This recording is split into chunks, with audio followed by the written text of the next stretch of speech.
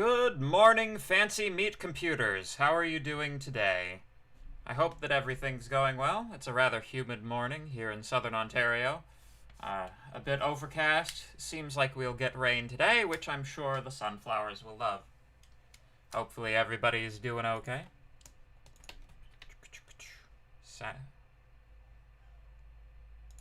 Excellent. So, hopefully everything is going well with you guys. I don't think we have any announcements today. Things are just kind of rolling along in the way that they are meant to. So, I think we can just proceed directly into our lecture material today, if there are no objections from the crowd. I don't expect there to be. 16 people watching this morning. That's a record low. Haha. Although I should wait a good 3 minutes before things arrive at their final number. But that is pretty low. So thank you to the few, the dedicated, who wake up in the morning to see me speak. I appreciate it. So, we were talking last time about visualization. Oh, I've got my thesis open. Let me just navigate to the directory. Once again, this would be a wonderful thing to have done ahead of time, but yeah. It is what it is.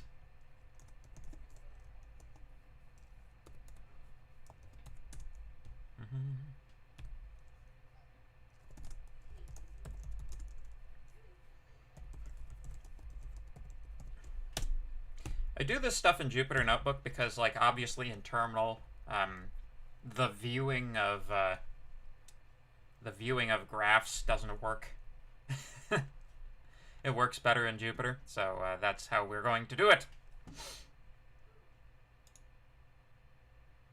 Cool. So, excellent. All right, good. So we were talking about plotting things. So we're going to be going through a number of different ways of plotting things using the pyplot library, which is a part of matplotlib. It operates in a quasi object-oriented manner, so we were wanting to reinforce these concepts of object-oriented through the wonderful medium of graphs. So we had just done an example of using a list comprehension to generate y values from a range of x values. And you can see that we get this nice smooth curve.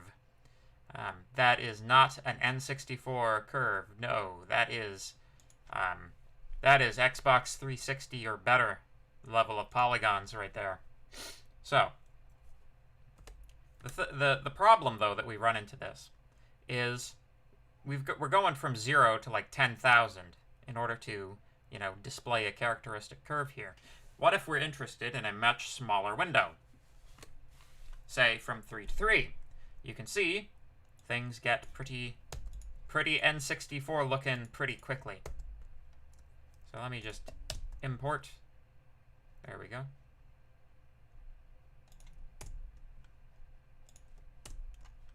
There. So because there's only data points at -3, 2, 1, 0, 1, and 2, because remember that the last one is excluded, you know, we've only got this many data points. We could definitely pick out the, you know, general shape of the curve, but it would be nice to have a nice smooth curve. Well, the problem that we run into is the manner in which we're generating the ranges. It would be useful to be able to work with floating point numbers. In general, graph applications like floating point numbers. Let me just pop this chat out. Sometimes I like it in its own pain. You know, I'm a bit of a pain, so you guys can be in a pain too. Wah, wah, wah. No bow ties today. Oh, no, this is a summer shirt. you know. It's hot. I had to open the windows in my house because I burnt the bacon this morning, and I set off the fire alarm, and that was a whole thing. So I had to open the windows today, so it's a little bit hot and humid in my house, so I thought I would wear, you know, summer garb, and you can't put a bow tie on top of a tropical shirt. That's verboten, man. Absolutely verboten. So, that would be, you know, I'm enough of a fashion disaster as it is regularly. But anyway, so the thing about the range object is it doesn't really work with floating point numbers.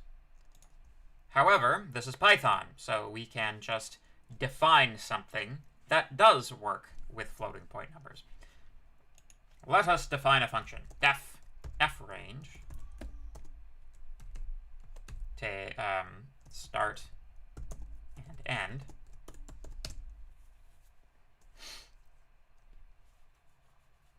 So we'll accumulate these in a list. So output will be an empty list. While, and let's say x is equal to start.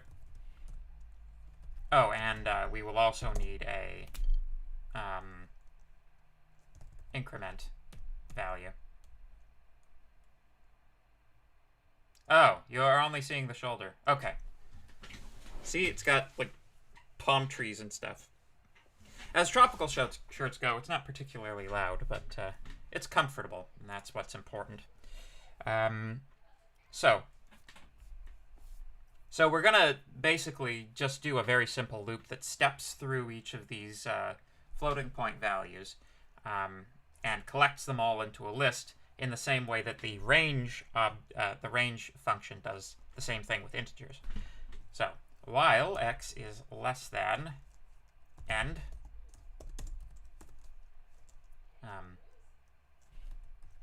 actually, you know what? Let's start us off at the start. There we go.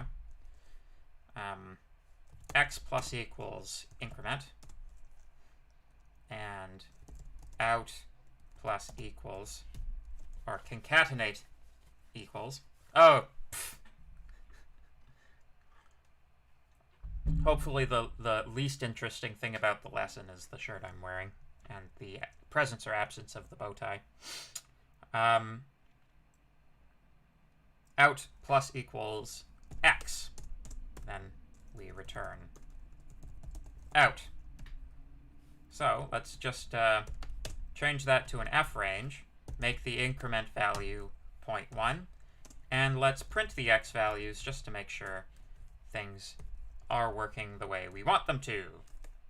We can not worry about plotting it at the moment. So,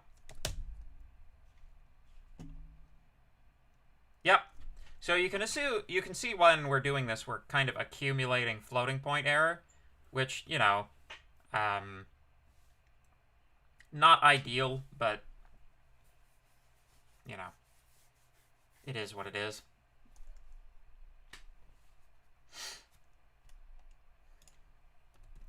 So it certainly won't make a difference when we're looking at a graph. Let's not print those anymore, though that's annoying. So there you go. Rather than having the, you know, the piecewise, stepwise thing, you now have a nice, smooth-looking function because we're actually testing data points that are between, you know, we've gone from, you know, 10, 20, 30, 40, 50, 60. We've gone from 60, or we've gone from 6 data points to 60, which, you know, that'll smooth that curve right out. Ta-da! Yeah. I'm not sure why, but in the slides, they don't give you the actual definition of f-range until after it's used, which doesn't seem useful to me, but so I did things in a slightly different order. Yeah. But yeah, if we are trying to create a smooth, continuous-looking plot, we have to provide sufficiently many data points. Range can only step by integers. Our custom fRange function can create a range stepped by floating points. The definition as they have it is basically the same as the one that I have. Yep. Except they're rounding it to a particular number of places. That's fine. Yep. So,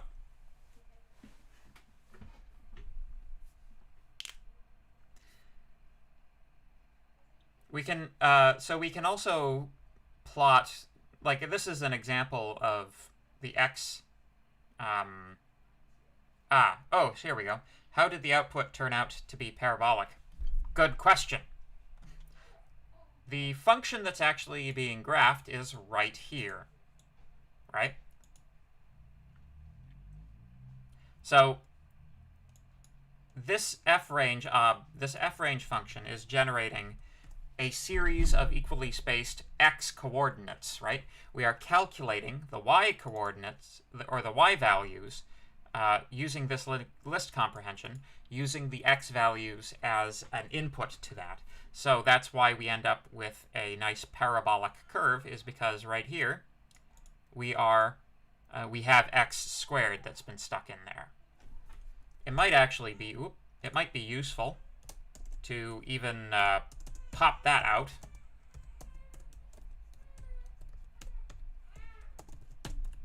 Return x squared. And then all you'd have to do is call f at x. As long as your professor does things correctly. Oh, it's f1. There we go. So you can also pull that, you can extract that, pull that out. The thing here, I'm just initializing the array to contain at the starting value upon creation. Yeah. We can define a number of functions. So if I define an x2, I could return, let's say we're importing math. About time we imported math. We can math.sin x. If you do that, then you end up with a sinusoid. You may then do all kinds of fun stuff, like if x is not equal to 0, got to guard against that. Oh, I could use a try catch. Try except return 0. Oh.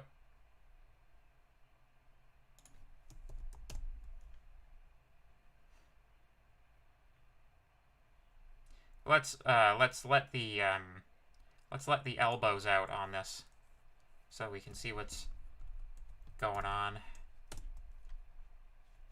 There's an interesting curve. So this is a sinusoid that's been multiplied against a an exponential decay, or a 1 over x. Function have a unique y and x. Does this not work on a function like a circle? Yeah. So not this particular. Well,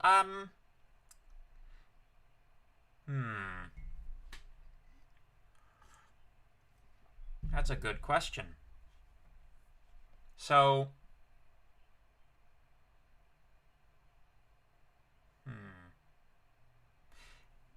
so we're working with functions at the moment that are like x is increasing over time, right? If I were, oh, let me think here. I think I can make a circle. Give me a second. I think I can make a circle. F3 x return math.sin x It's not, I don't think it's necessarily an artifact of the plotting itself. I think it's just the manner in which we've been constructing the x values, right? The x values are increasing linearly from one to the other, but I think you should probably be able to math.cosx. Let's say x values 2 is equal to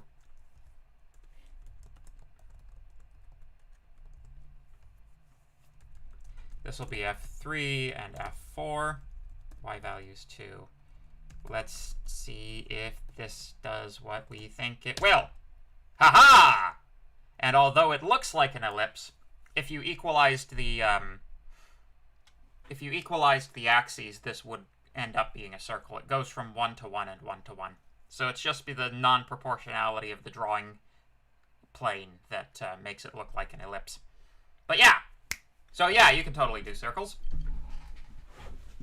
Ha ha ha ha! Incidentally, that's how you draw a circle. If you didn't know that about math, that's how a circle is drawn.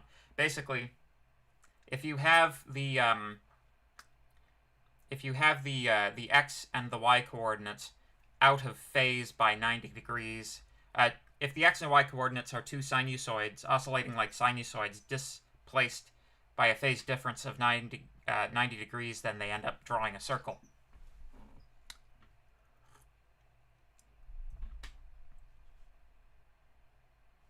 Yeah, I made the x values sinusoidal. That's how you get a circle to draw, right? Because in order to, and actually I probably have, like, I've probably drawn several circles over top of this guy, right?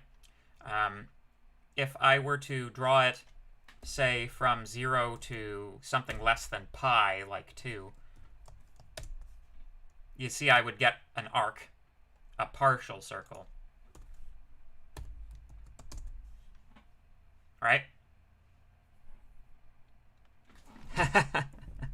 Okay, so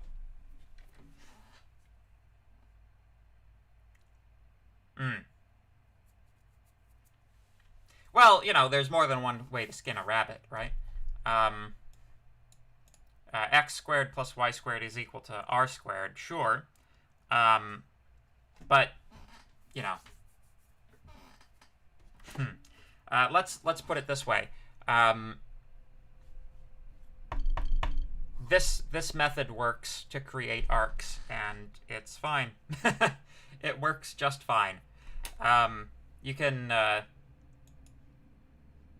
even, if you want to throw them, if you want to see what happens when you throw them slightly out of phase, that's sometimes interesting as well. Then you actually do get ellipses. Let's increase that to something greater than pi. There you go.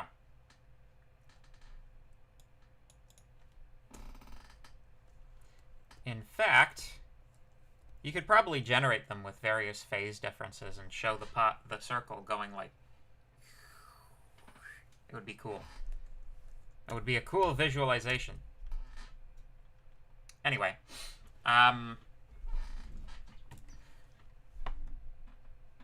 yeah, so the point here is that you're not graphing...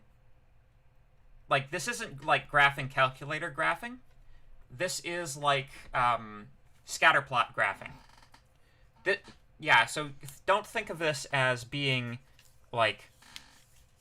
Don't think of this as being like a graphing calculator. Think of this as being like a scatterplot with all of the lines connected. So if I were to import random, I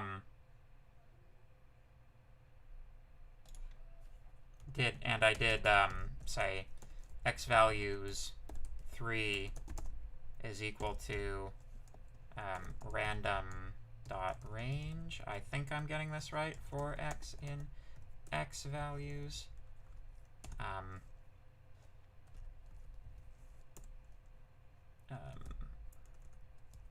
Y values 3 would be equal to say the same thing. Random.range from, say, 0 to 10.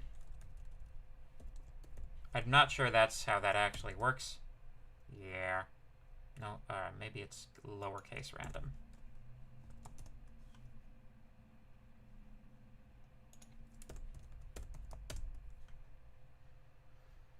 Yep, gonna have to look it up.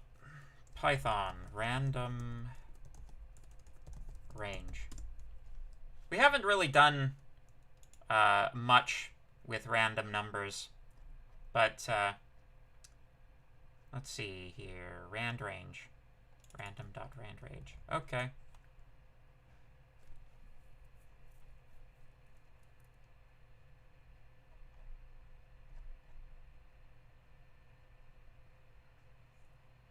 Ooh, that would be cool.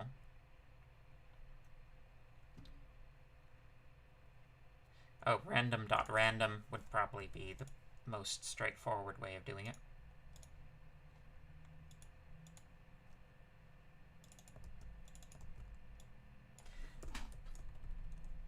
So,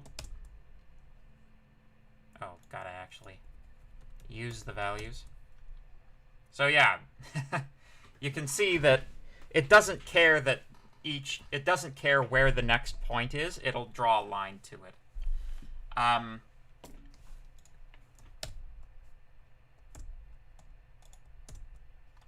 Right? So, I'll talk a little bit about random numbers. I don't think this is ever covered in the slides anywhere. Generally speaking, we don't require you to do anything with or know anything about random numbers for the purposes of the tests that we do, because you can imagine how a randomly generated number would throw off the... It's harder to write a test case that uses something that generates random numbers, right? Because you would have to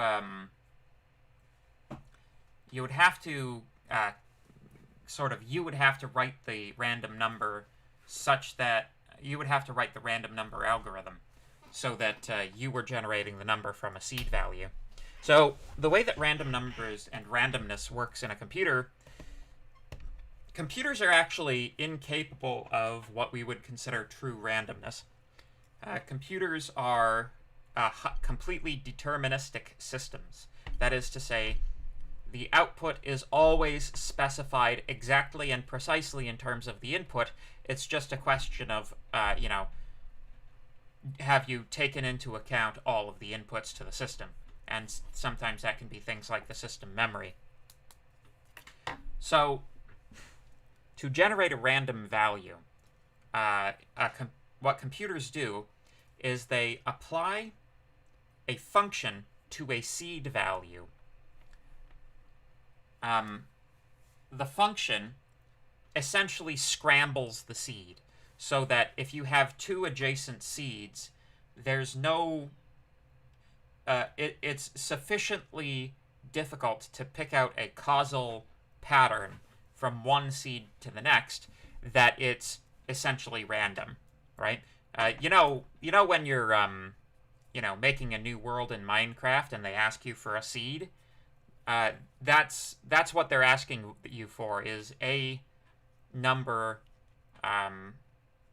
upon which all the random numbers that dictate how your mountains form and all the rest, and where your oceans are. All of that is generated from one random value, which, well, it starts from one random value, and then it probably, increments that value as it uses it, so that you don't end up with the same random number each time. But essentially, there's no such thing as true randomness inside of a computer. The hoity-toity mathematician's way of referring to it is as pseudo-randomness. It appears to be random, but it's not. In order to be truly random, you need, like, quantum entanglements, you either need quantum entanglement or a chaotic system in order to get real randomness. And computers are capable of simulating neither of those. Although the way that random number generators are generated, or do generate numbers, is a bit like simulating a chaotic system. But yeah, anyway, so that's how that works. Coolio.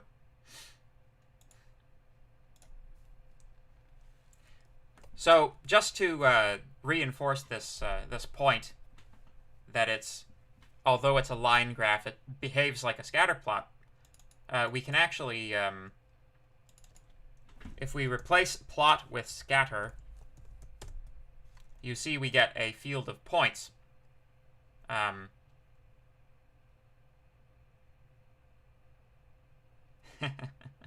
You can code a field of points in order. You can get a field of points by an invocation of scatter. Can you code the locations of diamonds in a seed?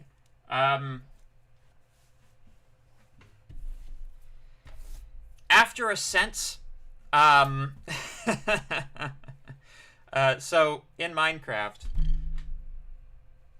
if you use the same random seed for several worlds, the diamonds, in theory, will be in the same location in each of those worlds, because the world that you generate will be exactly the same world each time. So I would say that it's a fool's errand to imagine you can predict the location of diamonds of the diamonds from your world seed, because there's no formula you can construct.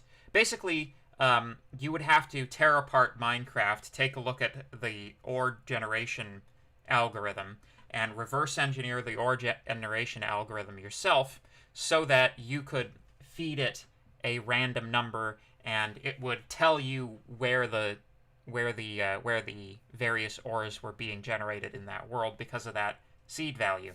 But you also don't know how that seed value changes during world generation. So it's a sufficiently complicated way of going about it. It's a sufficiently complicated problem that I don't think it's useful for you to attempt to predict the positions of diamonds from the seed. That being said, if you always play on the same seed, the diamonds will always be in the same place. So what you could do is you could just go out and try to find them, and when you find the diamonds, you could write down the coordinates at which you found the diamonds, and then on your next playthrough you could just go right to those coordinates and you'd have the diamonds. Oh. Is he referring to hacking the world such that you can see the diamond? Oh. Well, that's a completely different thing. The way that Minecraft renders... Minecraft only renders surfaces which are exposed to air, if that makes sense. So,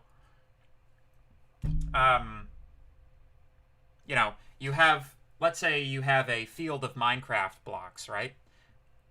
Each block has 6 sides, because it's a cube, but only those sides which are facing outward, and I believe also facing towards the player, those are the only ones that are rendered. There is not a computer in the world that would be able to render, 4 chunks worth of every cube in a Minecraft. If you take 4 chunks in Minecraft and you try to render every single side of every single cube in those 4 chunks, that would take a ludicrous number of that would take a ludicrous amount of CPU resources. And you know that because sometimes, I don't know about you, but sometimes for me it glitches so that you can there's this chasm and you can see a cross section, and you'll notice that it's mostly blank space except for you can see caverns, but you can't see the actual, it fails to render the ground, and then you can see into the ground sometimes, but that still doesn't tell you where the ore is.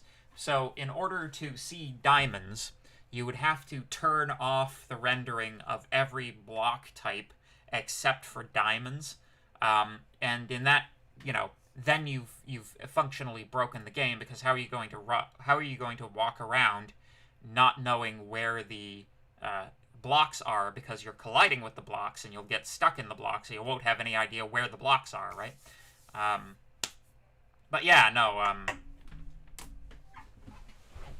yeah, you'd have to mess with the rendering engine, and I don't recommend it.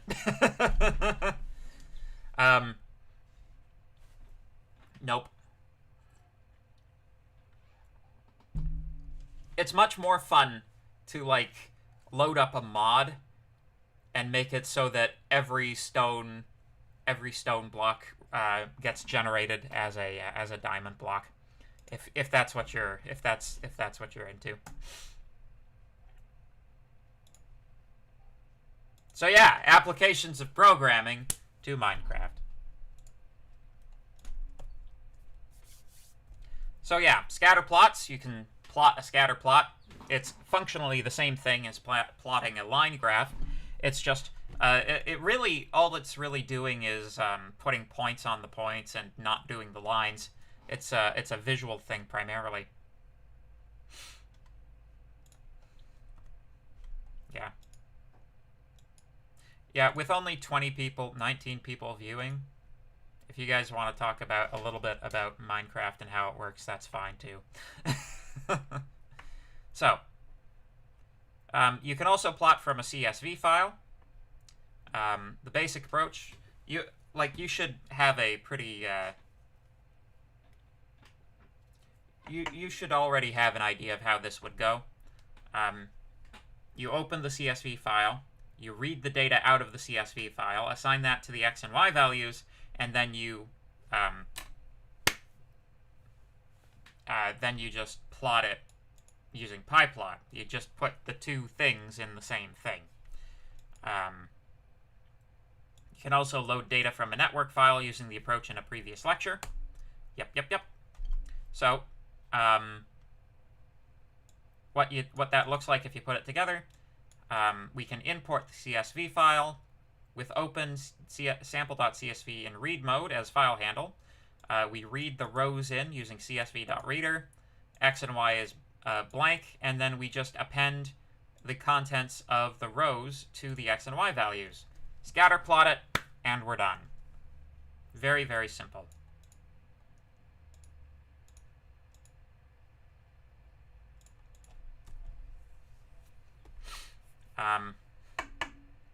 If it has a header row, then you just use dict reader, and everything works out fine. That's fine. So, there are some options that you can put on these plots, which make things a little bit easier. I know when I was doing my undergraduate education, and even in my high school education, I was told, label your axes. If the axes aren't labeled, then you're doing it wrong. So you can add a title to the plot by going pyplot.title, and then give it a string. Positions of diamonds. pyplot.xLabel. That'll give you a label along the x-axis. Proximity to creepers. pyplot.ylabel.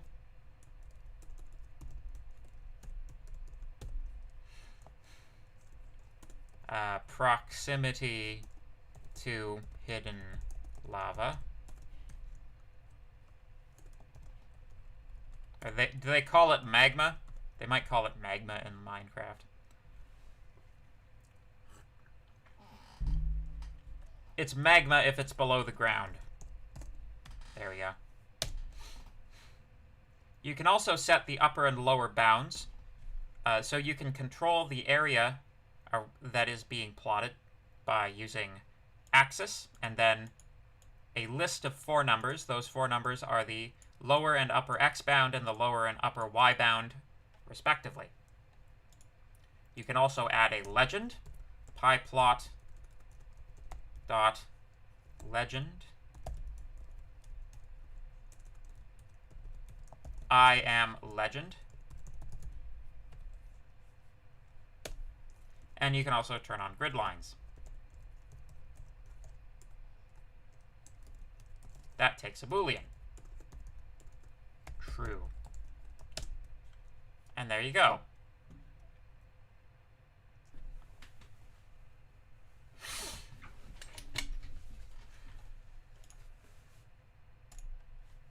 So this is just a small sampling of the many, many different options that you have to modify your graphs and make them look pretty.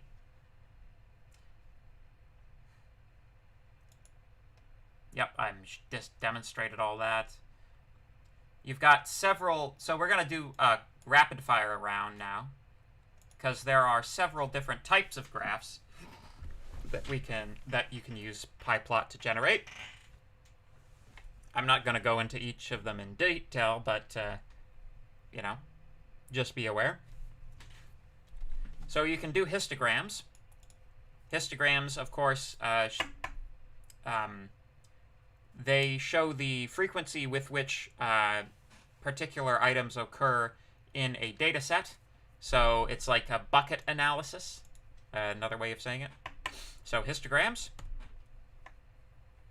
Bar charts. If you want horizontal bars, you use bar H. We can do pie charts using pyplot.py.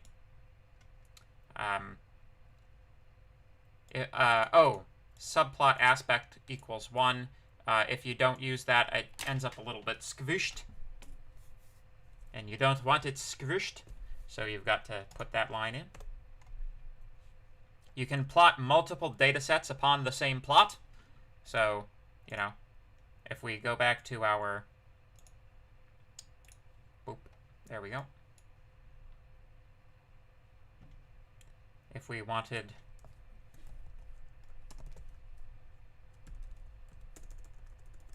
line, or plot the x2 values. I am not.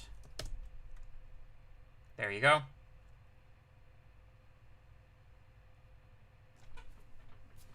You can totally do that. You can plot multiple things on the same plot. You can even plot multiple different types of plot on the same plot. Although, again, the difference between a scatter plot and a line plot is primarily attributable to the markers. We're going to be doing date time next. That's the next lecture after this one, so don't worry too much about this just yet. But you can use the date time object as x or y values. If you want... Okay, so this is kind of cool. You can save the figure to a file. It'll dump the file in your file system. It is... So the interesting thing about... One of the interesting things about this guy is once you have shown it, it clears the data inside of PyPlot. So if you show it twice, it should give you nothing, maybe? I don't know. Well, at any rate, if rather than show, you go save fig and give it a file name, figure1.png, if you take a look in the directory, you'll see that figure1.png has been created. And you can navigate to that in your operating system's file manager, and it's just a image file now. So you can actually like throw that into your PowerPoint presentation and bore everybody to tears because you're using PowerPoint. Wah, wah. I'm a LaTeX evangelist. LaTeX is the only way to do slides. So, there are a whole bunch of different types of different types of graphs that you can use PyPlot to create. Things can get very complicated, you know. You can do any one of these guys. You know? Any graph you can think of.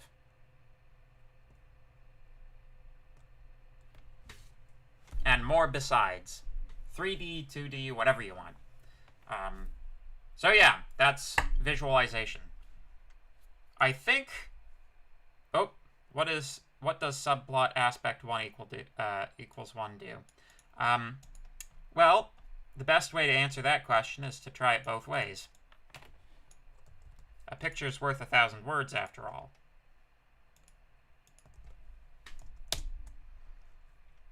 So that's with that, and without it, it just stretches it.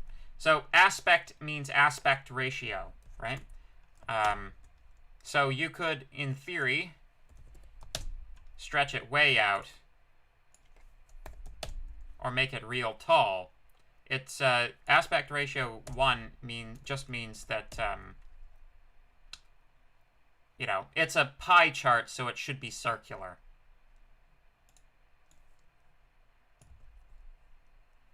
Let's see what happens if we apply that here.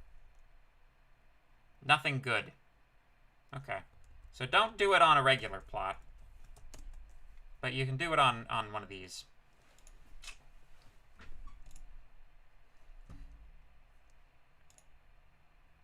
Cool. All right. I think that we will... I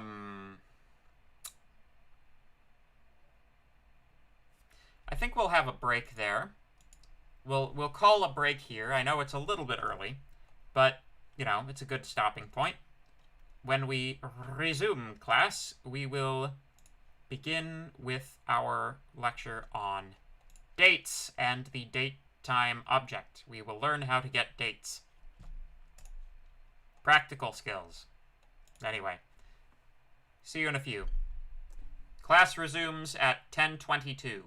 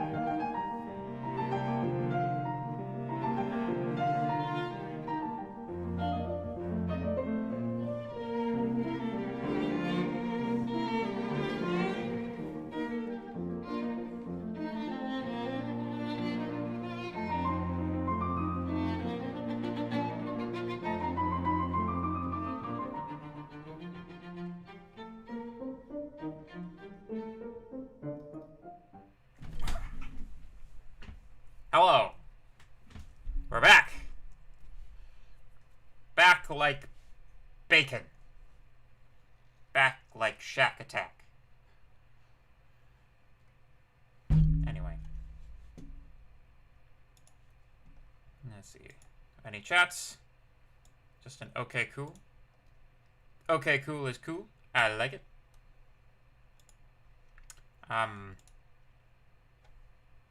Right. So, being finished with visualization, we move on to the topic of how to get dates.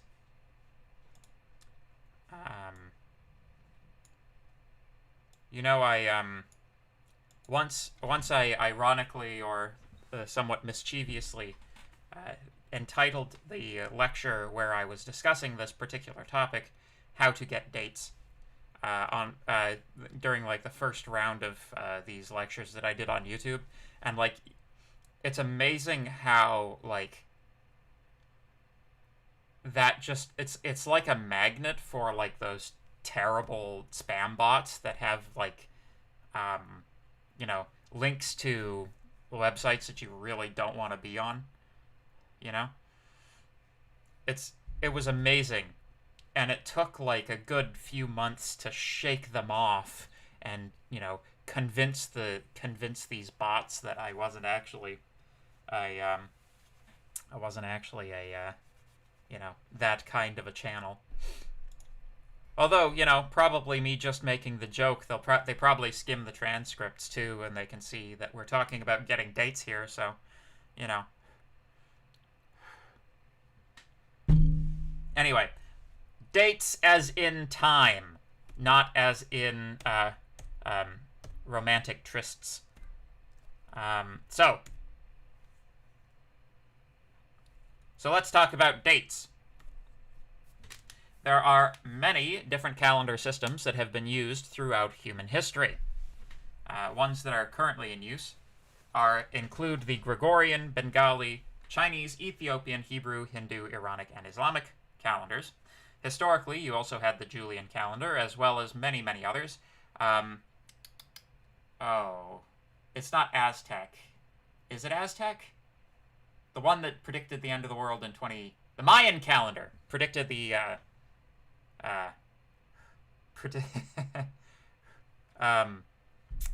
yes. The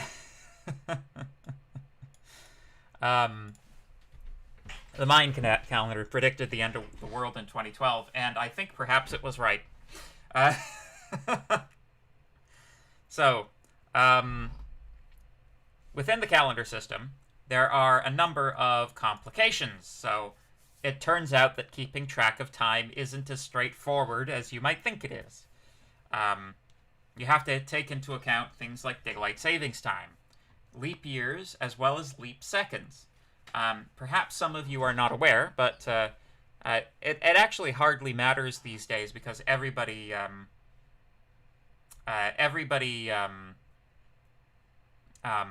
syncs up their calendar to like servers now. Like all of your timepieces are connected to the internet. What means calendar systems? Well, just methods of keeping track of time.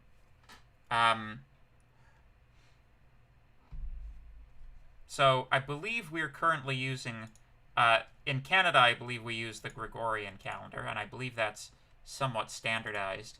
So, just picking one off of, like, Mayan calendar. So,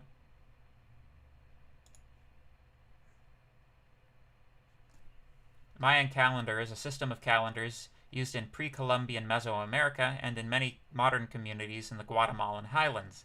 Oh, so it is still in use. Based on a system which has been in common use throughout the region, dating back to the 5th century BC. So,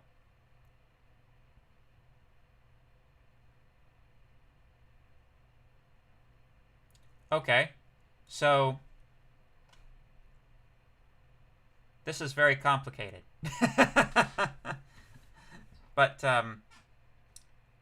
so it appears that you have a cycle of 13 days, and you have 1, 2, 3, 4, 5, 6, 7, 8, 9, 10, 11, 12, 13, 14, 15, 16, 17, 18, 19, 20, 20 months, 13 days per month.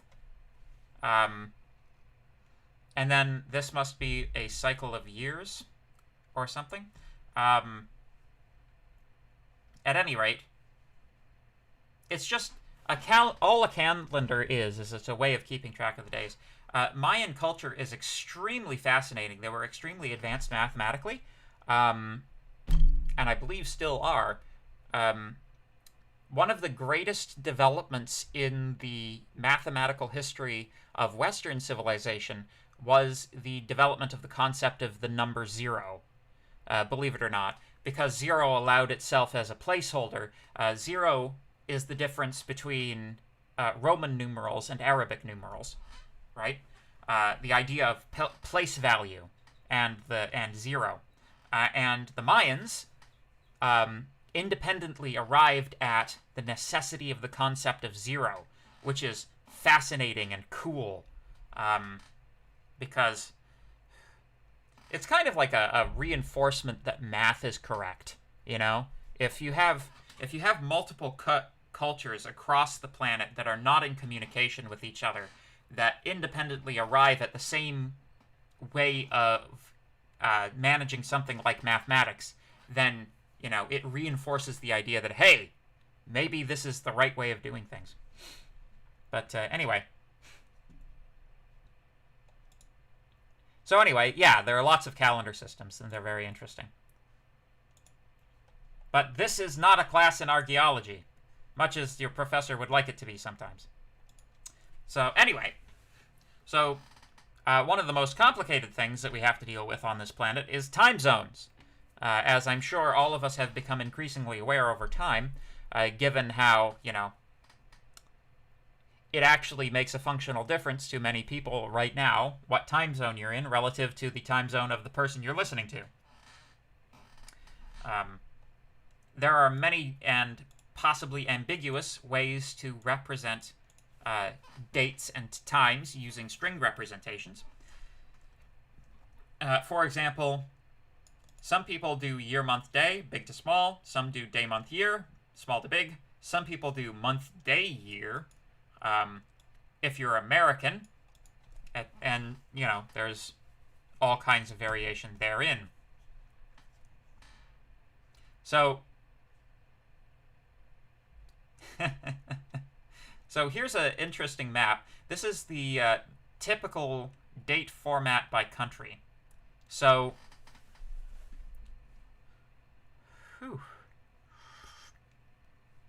this will be a test. This will be a test of your professor's geography skills. So yellow, so biggest to smallest, that's China, Japan, and Iran. And I think I think that's Austria and Belarus, maybe? So day, month, year, small to big, is used by most people. I would say it makes the most sense. But, you know, as long as you're communicating, that's the main thing. Month, day, year is used, it seems, pretty exclusively by the United States, for reasons unknown. I believe that's Puerto Rico down there.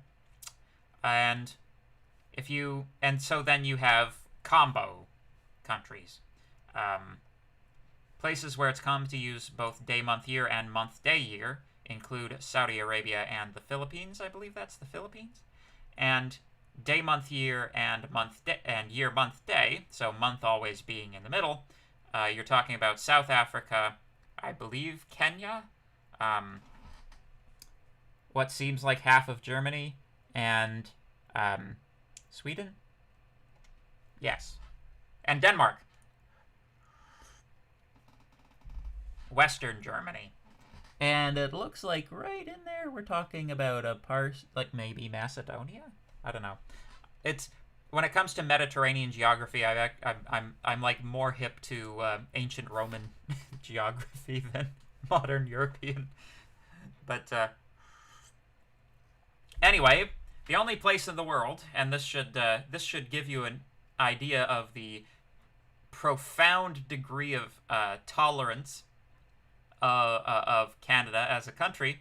In Canada, we use pretty much everything. We're like the only country where it's common, where you will commonly see all of these different schemes for representing dates, which is kind of crazy. Year, day, month isn't used, except in Antarctica. And the gray countries are countries for which no data exists. So yeah, that's just kind of cool. So, all right, so the prof has had his fun talking about stuff that doesn't matter. Need to get the presentation? Oh my goodness. No, I want,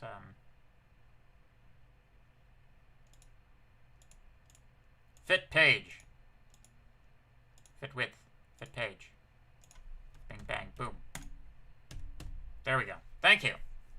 So, in order to work with dates and times in Python, we have a particular and specific module which we use. It's called datetime.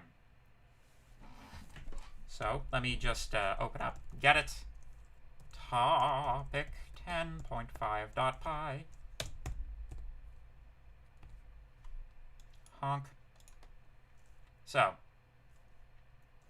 import datetime. There we go.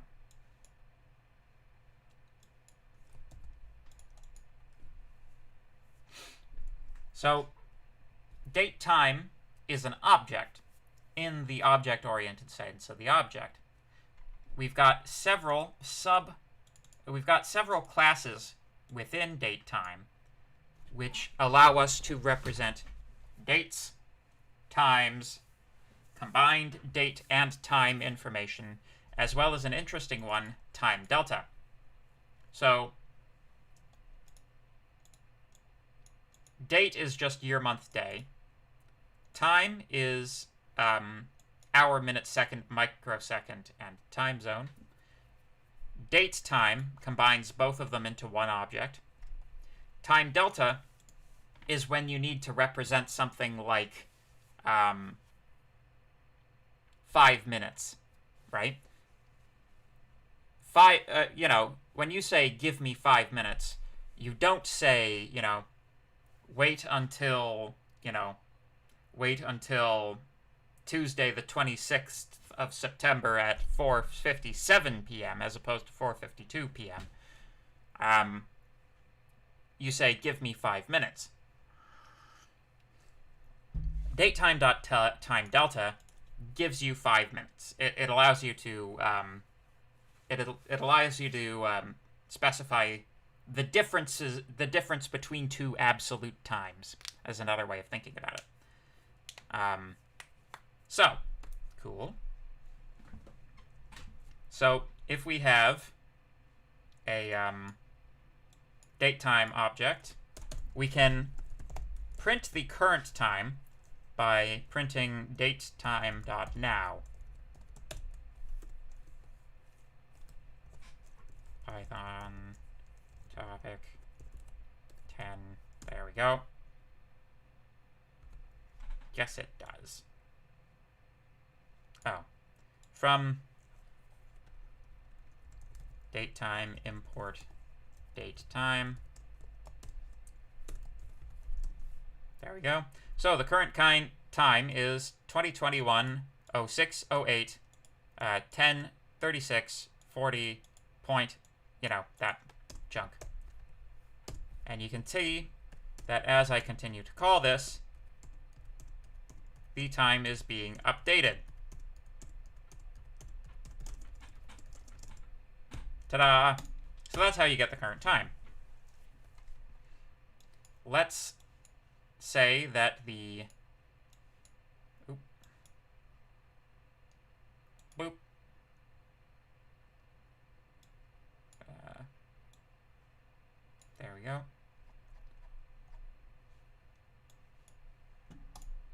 our exam, so let's say, let's assign this to a value. Now is equal to datetime.now.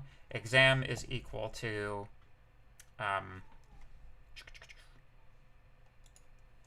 datetime 2021. It is occurring on, I think, the 19th? Is that correct? My goodness, it's getting close.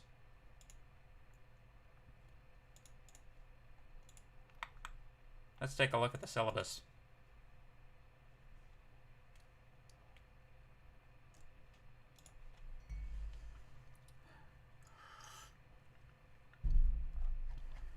Professor forgets when exam is. Check. Sunday, yes. June 19th.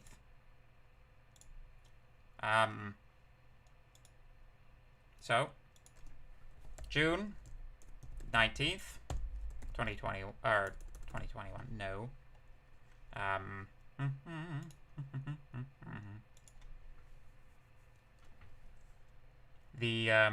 It's happening at 9 o'clock in the morning and 0 minutes and 0 seconds. There we go. The time remaining is now, well, the exam, time of the exam, subtract the time it is now, and then we can print time left. Invalid syntax. Why? What? Oh. 06 doesn't make any sense. So, we have 10 days, 22 hours, 20 minutes, and 43 seconds until the final exam. 34 seconds, 31 seconds, 29 seconds, etc., etc. Cool. So, study, study.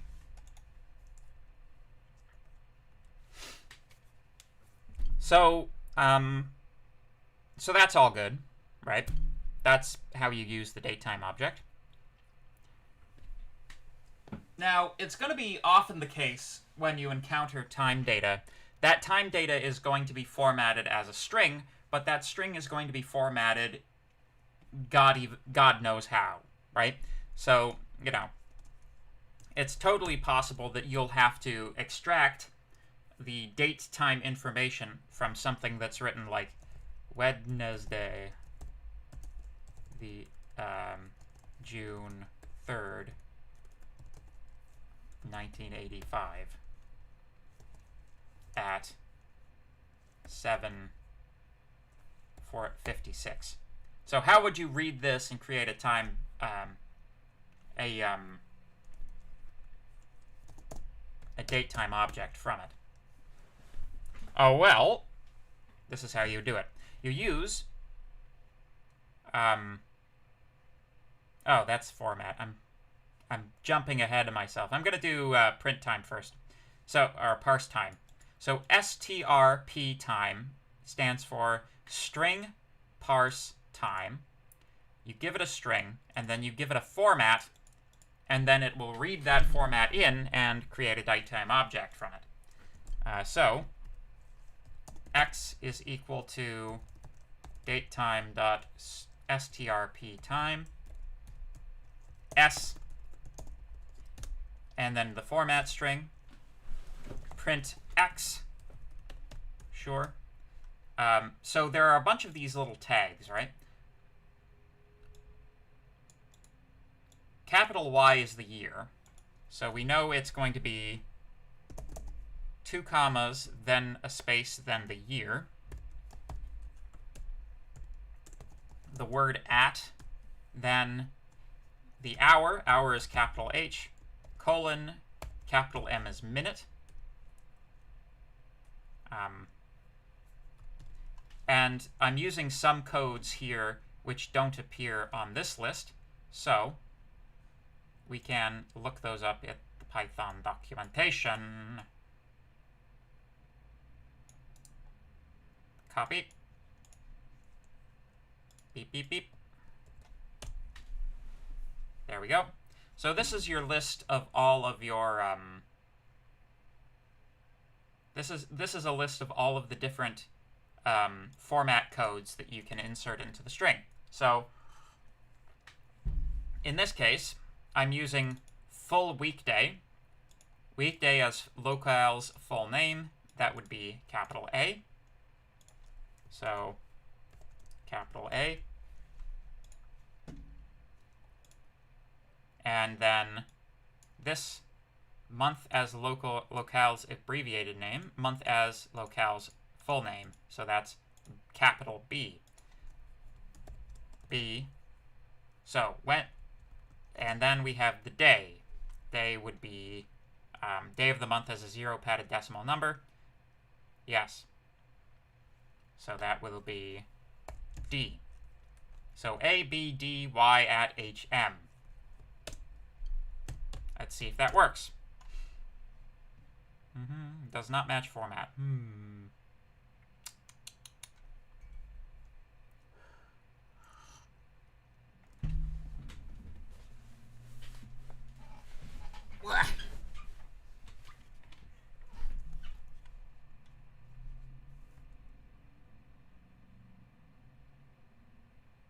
Well, yeah. Oh, I forgot to save it. Let's try it again. There we go. It worked. It was missing the D. So, there you go. It reads it in and formats it as a date-time object. All right? So, the idea is it'll attempt to match this string to that string.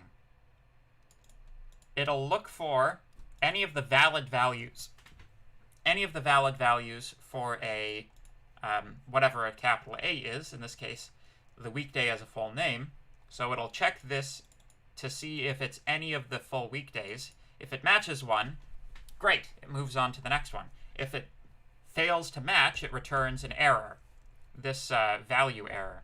So you can actually try except on that to check your string parsing. But this is like a rough introduction to string formatting as well. So let's say we say x is equal to x add time left, which is a time delta. It's type object. And now we want to print that back into the same way that we received it.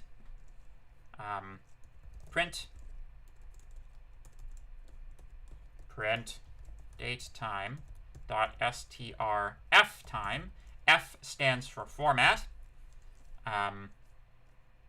We are formatting x, and we are formatting it as, well, we'll just use the same formatting string. Except, let's also include seconds. And let's make slashes instead of colons.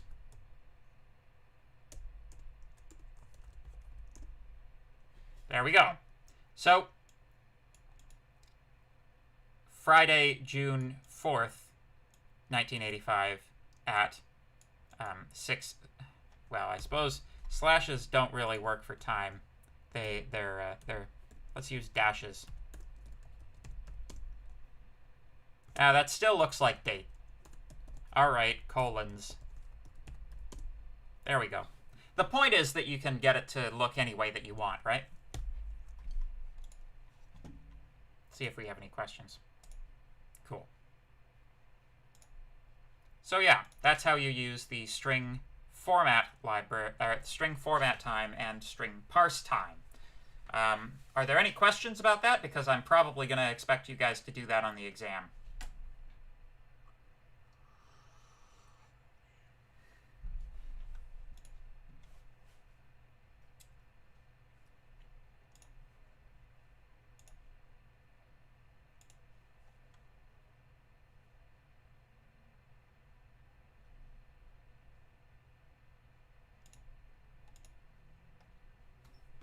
Not that I'm giving hints about the exam or anything.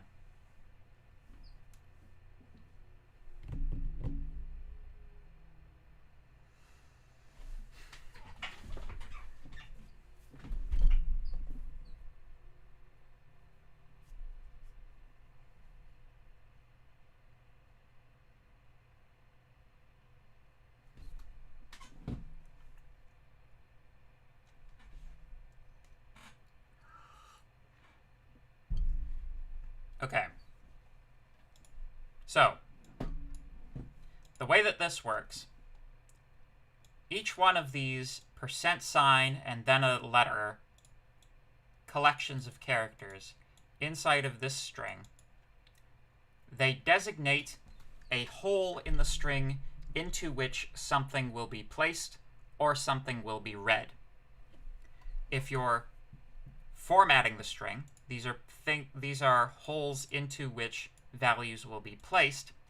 If you're parsing the string, this is where things will be read from the string you're reading. All right? Each one of these letters designates a different type of thing that you're reading. Year, month, day, hour, minute, second. You can find a full listing of them at this web address, docs.python.org /3 library datetime.html / octothorpe strf time strp time behavior. The link is on the slides. So this is the full listing of all of these different types of codes. All right? What happens is this method will take, well, in the case of string format, it'll take this format string, right? It'll take the thing you're formatting, it'll take the data out of the thing that you're formatting and place it into the correct spots inside of the string and then return the string, right? This is a way for you to be able to convert between string representations of dates and date-time object representations of dates. Okay? The process is the same for strp time in reverse. So rather than taking a date-time object and putting the data that it contains into the various areas specified in the string, it takes the areas specified in the string and reads the corresponding areas of the first input string. So lowercase b is month name abbreviated, so it uses this, it takes this and it's like, okay, so this is the month. December is the 12th month. Month becomes 12. Date, lowercase d is day, as expressed as a number. We read 25. 25, day becomes 25. We then have a comma, right? The comma and the space. The comma and the space are also present here. Then you have the year, a space, hour, colon, minute, colon, second. It takes this string and it strips out of it all of the details and constructs a datetime object from it.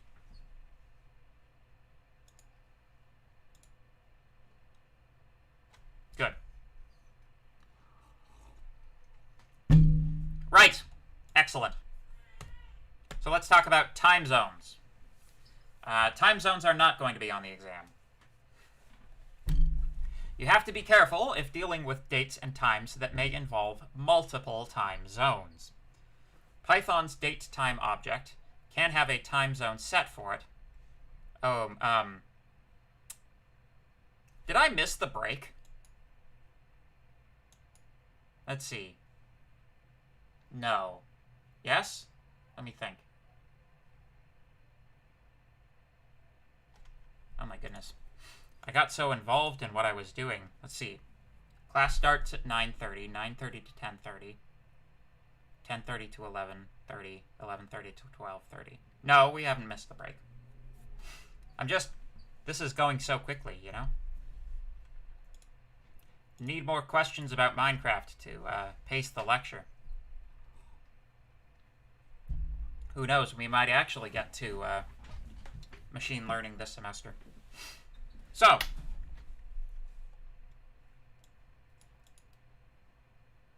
when dealing with time zones, it's tricky, right? Datetime objects can have a time zone set for them as well. So just like you can set what day of the month it is, or what hour it is, you can also specify a time zone.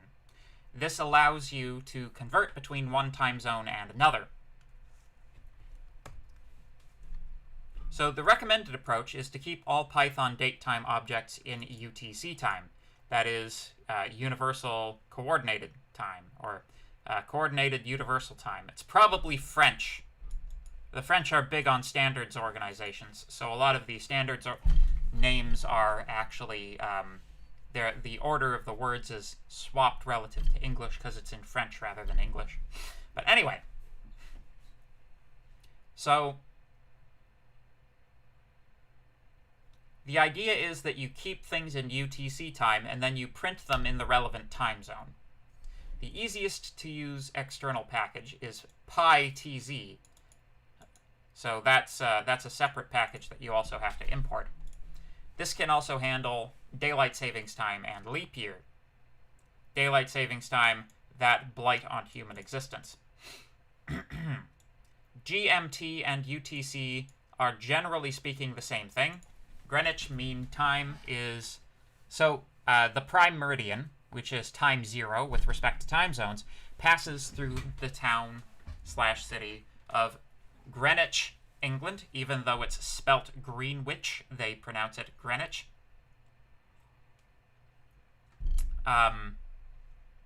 It's generally speaking the same thing as UTC. UTC is also sometimes known as Internet Time. Because, on the internet, you're trying to coordinate different things between different people in different parts of the world, right? So, when I specify the test starts at 9 o'clock in the morning, these days I have to say 9 o'clock Eastern Standard Time because, people all across the world are taking the test. Used to be I could just say be there at 12:30 and people were all around, so 12:30 was when it was. But anyway, so here is an example involving time zones.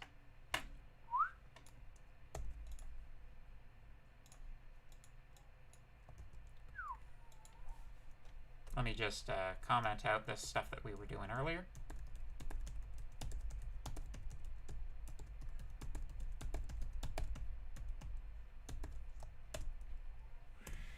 So, we are importing PyTZ. We're setting our time zone as Canada/Eastern, that is to say, Eastern Standard Time. We set a before time, and we designate time zone info as pyz.utc. We create a 1 second time delta. After is before plus 1 second. We have a formatting string, and then we can print before and after.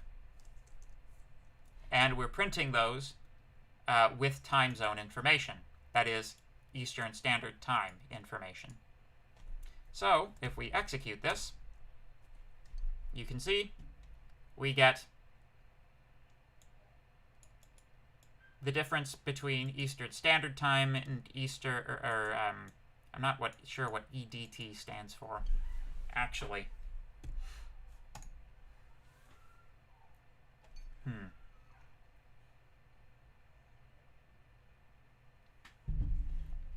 But yeah, so there you go. That's an example involving time zones.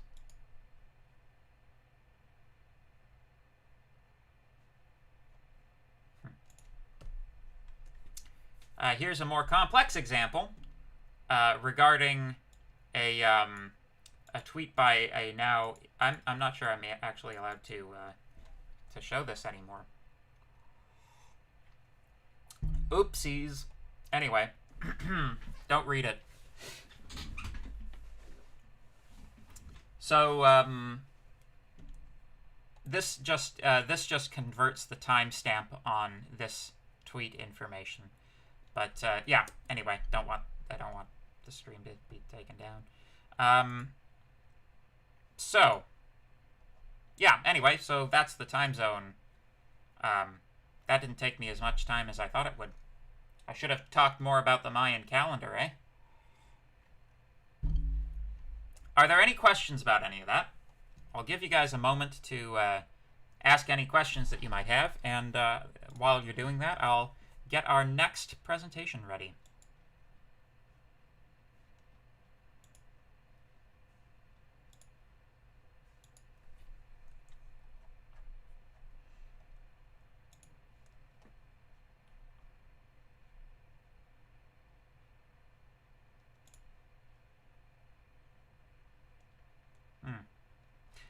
Oh, because...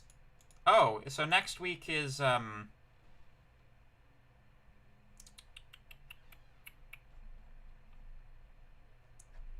my goodness. I have to look at my schedule now.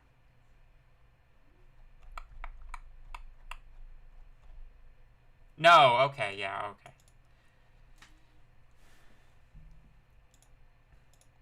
I confused myself somewhat. I was thinking, my goodness.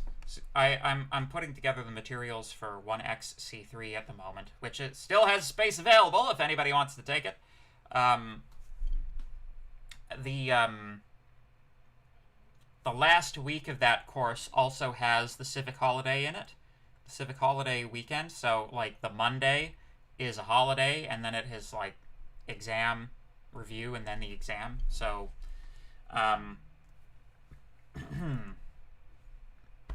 for some reason I had wires crossed in my brain.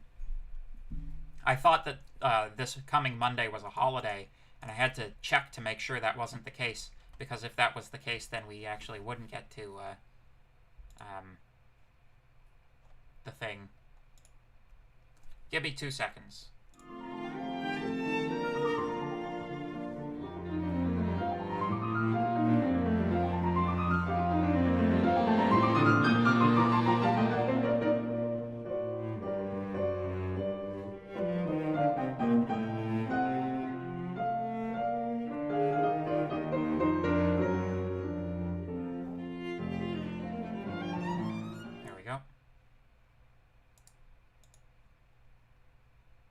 See, do we have any comments?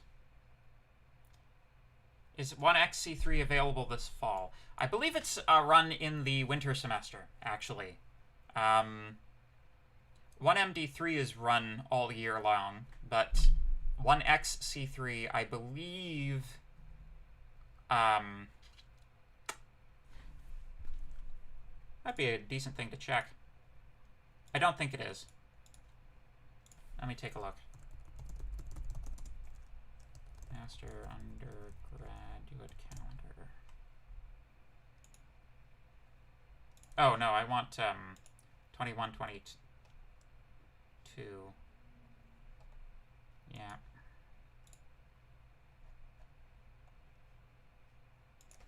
Comp sci.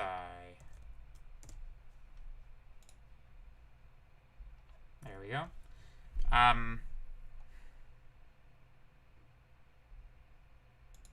Development basics.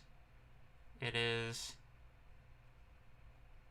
2 lectures, 2 labs, 2 hours each, second term.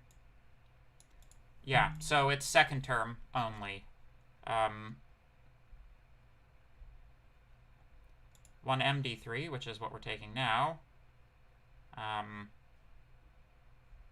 It says it's first term, but it's also running second term. I think it is anyway. I guess we'll find out, won't we?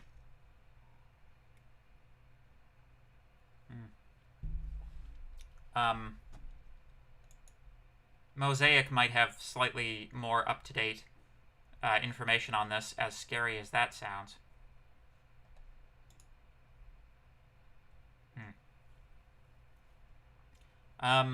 Is 1DM3 recommended? I'll answer these questions in order. So, yes. it depends on how far you want to go in computer science, but what 1DM3 really is it's the mathematical basis for advanced algorithm design and use. So it is, if you really liked the parts in the course where we were talking about searching algorithms like the binary search stuff, or you really liked it when we were talking about binary search. I believe there's a tutorial on binary search trees that's coming up, or it's either coming up or has just occurred. The more algorithms-y type stuff, like if you enjoyed watching the Fibonacci sequence being optimized, then this is the course for you. Discrete mathematics and computer science. Sets, functions, relations, trees and graphs, counting principles, modular arithmetic, discrete probabilities, induction and recurrence relations. It's the math course. 1MD3, the one you're taking right now, that's like general programming skills course. In order to get anywhere in computer science, you need to be able to program, and the point of 1MD3 is to get you programming. 1JC3 is to try to get you thinking functionally, because it's very, very useful to be able to think functionally, especially in the department we have here at McMaster. Lots of the professors like functional programming. So that's the purpose of 1JC3. The purpose of 1XC3, it's got two purposes, really. Number one, it's like Linux development basics. So, we're going to talk about how to use version control. We're going to talk about how to use Linux properly. We'll do shell scripts. We'll use like how to do documentation, test benching, all that nice, sweet, amazing stuff. It's the stuff that a real computer scientist or programming professional will use on a daily basis. It's assumed knowledge in many like jobs, and in some programs, actually. Like in the mechatronics program, this kind of stuff is like you're kind of just expected to pick up on it because it's never really taught explicitly. But in computer science, you actually get it taught explicitly. So that's half of that course. The other half of the course is C programming. So having listened to me gripe about Python for the past 6 weeks, it's likely that you've heard me mention C and how I so vastly prefer C programming to Python programming, even though C is much more. You can't accomplish as much in as few lines in C as you can in Python, but for a language to teach, I love it, because it's like the language is just so elegant, and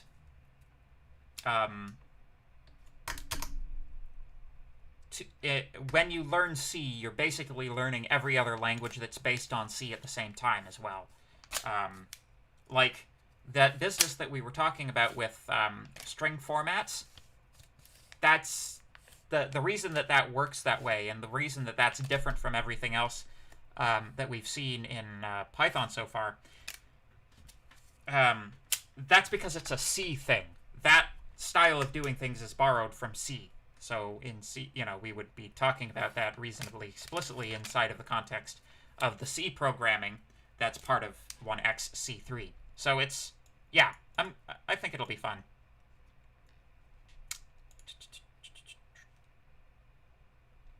Is the content in 1XC3 difficult? I don't think it's any more difficult than 1MD3. Certainly the labs won't be as difficult. You want to get a minor, maybe. You know what? You'll do it. Ha! Good man! Yeah. Yeah, no, minor in computer science travels extremely well. I recommend, you know, I might be a little biased, but I think doing a minor in computer science can be extremely valuable. One of the interesting things that's going on with research, and has been going on with research for the last, 30 years even, but it's like computing as a technology is revolutionizing everything. And as a person with a minor in computer science, plus whatever your base discipline is, whatever your major is, being able to bring computational techniques to the solving of problems within your major field, that makes you like a more valuable researcher if going into research is something that you're interested in. Computer skills are also reasonably employable. So if you're looking sort of, if you're not looking at grad school but you're looking to get into the workforce, being able to use a computer effectively, and I'm not talking about word processing here, that can also be an extremely useful thing. But if that's what you were going for, I would tempt you more with like the practical skills courses, like databases. Databases, that's something that's extremely employable. But yeah, and like I don't know, I'm kind of an evangelist for the as many people being able to think rigorously and logically in this world as possible. To me, one of the bigger problems we have in this world is that people don't think logically enough. So it's my pleasure and duty to put as much logic into the brains of students as I possibly can. But yeah, so I feel like comp sci is a very valuable skill. Oh, I'm glad that you feel that way after having taken this course. Knowing just the fundamentals seems very useful. Well, yeah, even if 1MD3 is the only thing that you've ever taken, you now have the ability to process data in a stuff that you were going to do by hand, you can now do with scripts, and that will tremendously increase your ability to do stuff, right? Don't, get the computer to do your work for you. The computers are good at dull, repetitive tasks, so it's like programming is just a way of knowing how to ask them to do the dull, repetitive tasks. So what are my thoughts on 2CO3? Let's see here. Data structures. Oh, yes, take it.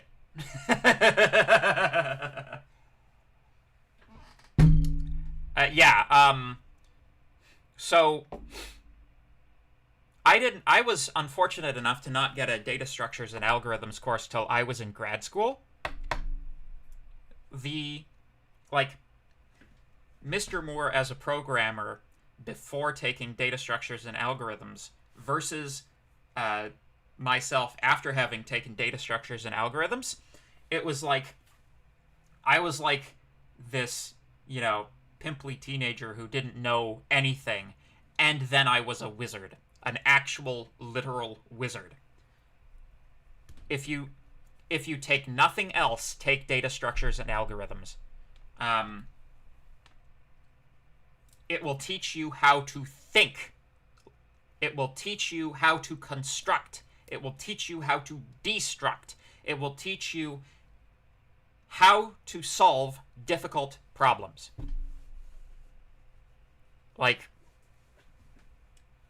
You will be able to solve, 2CO3 gets the highest level of recommendation that that it is possible for me to give. Absolutely core curriculum. Absolutely core curriculum. This, if nothing else.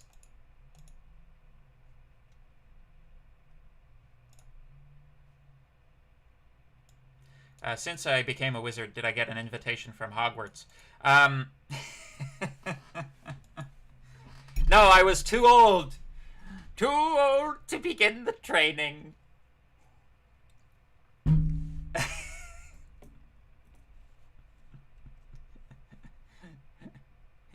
Yeah, I showed up in Yoda's swamp, and he's like, "Kidding you must be. Too old by far. Older than me, he is." It's never too late to pursue what you want. You know what I want? I want a full-time job. That's what I want.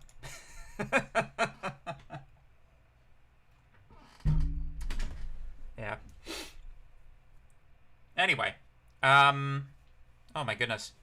We yacked about the computer science stuff until just about the break time. But that's fine, I guess. This is also useful information. Part of the purpose of this course is to also sort of whet your appetite for some of the other computer science courses in the department. So let me just go through a couple of notable ones then. 1JC3 probably definitely good if you're thinking of switching majors. Might not be useful for if you're taking a minor. Functional languages are sort of they're a bit wild and out there. Certainly it'll train you to think rigorously. I would only take 1JC3 if you inquired of these other courses which language they're occurring in, and Haskell was that language. That's what I would use to determine whether or not to take 1JC3. 1XD3. So this is cool. This is another skills course. Basically, there was an old course that was exclusively a skills course that got split up into 1XC3 and 1XD3. XD. There was a bunch of stuff on how to build a web server, how to do internet stuff, making web pages. It's like web development to some extent, but there's also some good design philosophy type stuff in there. I'm not teaching it, but I'm not sure who's teaching it. But it's a good complement to 1XC3 because half of these two courses got the two halves of an old course essentially. Automata and computability, that'll be a more math type stuff. This is the kind of stuff that I studied for my PhD, which, I would take other courses first. Just me. Computer architecture is super useful if you want to get into the nitty-gritty of stuff. If you like C, take computer architecture. Actually, the reason that C is covered in 1XC3 is because, as Dr. Call put it to me, the textbook for 2GA3 cavalierly assumes that you know C programming. And I agree. It's difficult to talk about computer architecture without talking about C programming, because C, the programming language, kind of formed computer architecture. C was used to write the kernels, right? And the kernel is it's like the bit of the operating system that interfaces with the hardware. So if you're interested in those really low-level details, I would recommend taking computer architecture for sure. Logical reasoning for computer science. Yep, that would be leading on from 1JC3. That's formal mathematical reasoning, which is cool. Introduction to software development.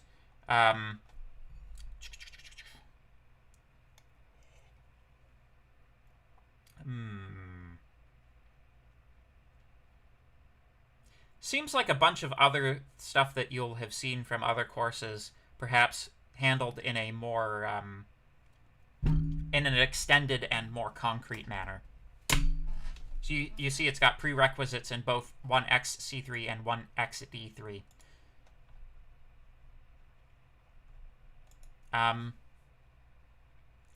Yep.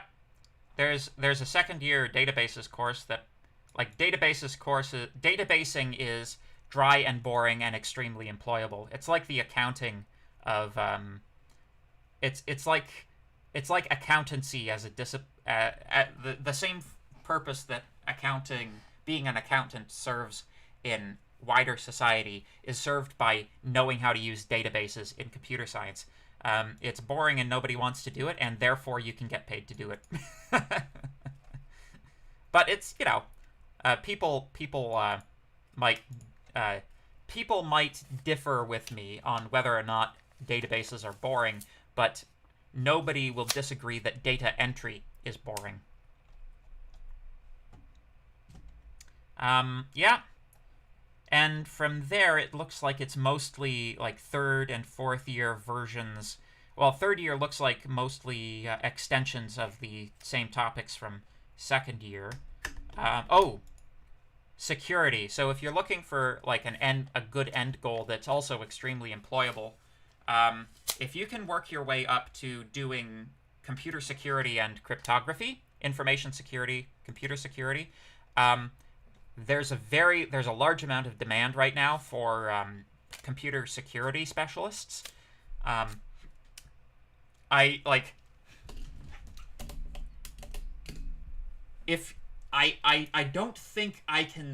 don't know if I can think of a better way of tacking something onto your degree than minor in computer science, focusing on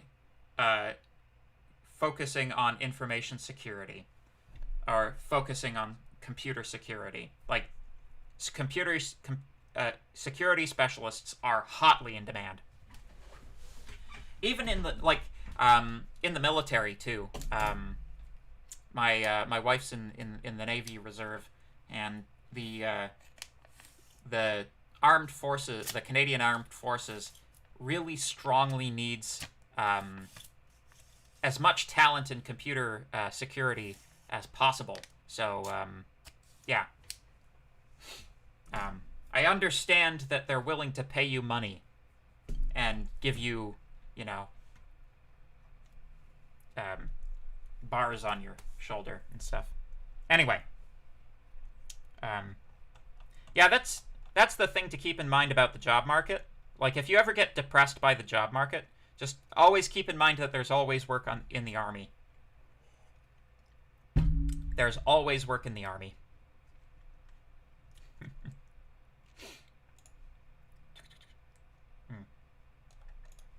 Cool. Anyway, so let's call a break there.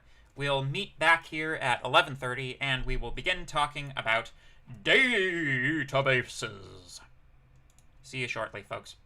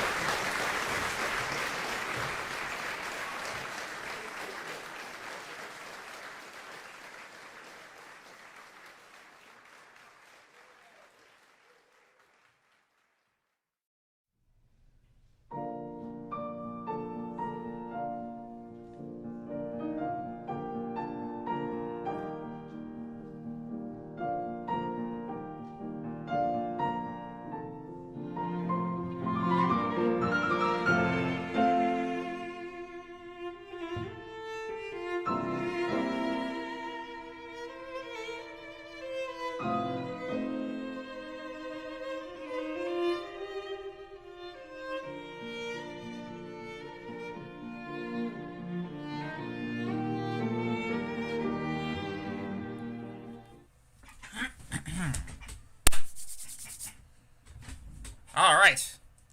Let's see how many people we have remaining. 21. Ah! Viewership is surprisingly constant today. Oh, is my image stuck again? Yeah. Is the whole thing stuck? No, I'm just not playing it. Okay. Phew! That was a close call. OBS is still working? OBS is still working. Okay.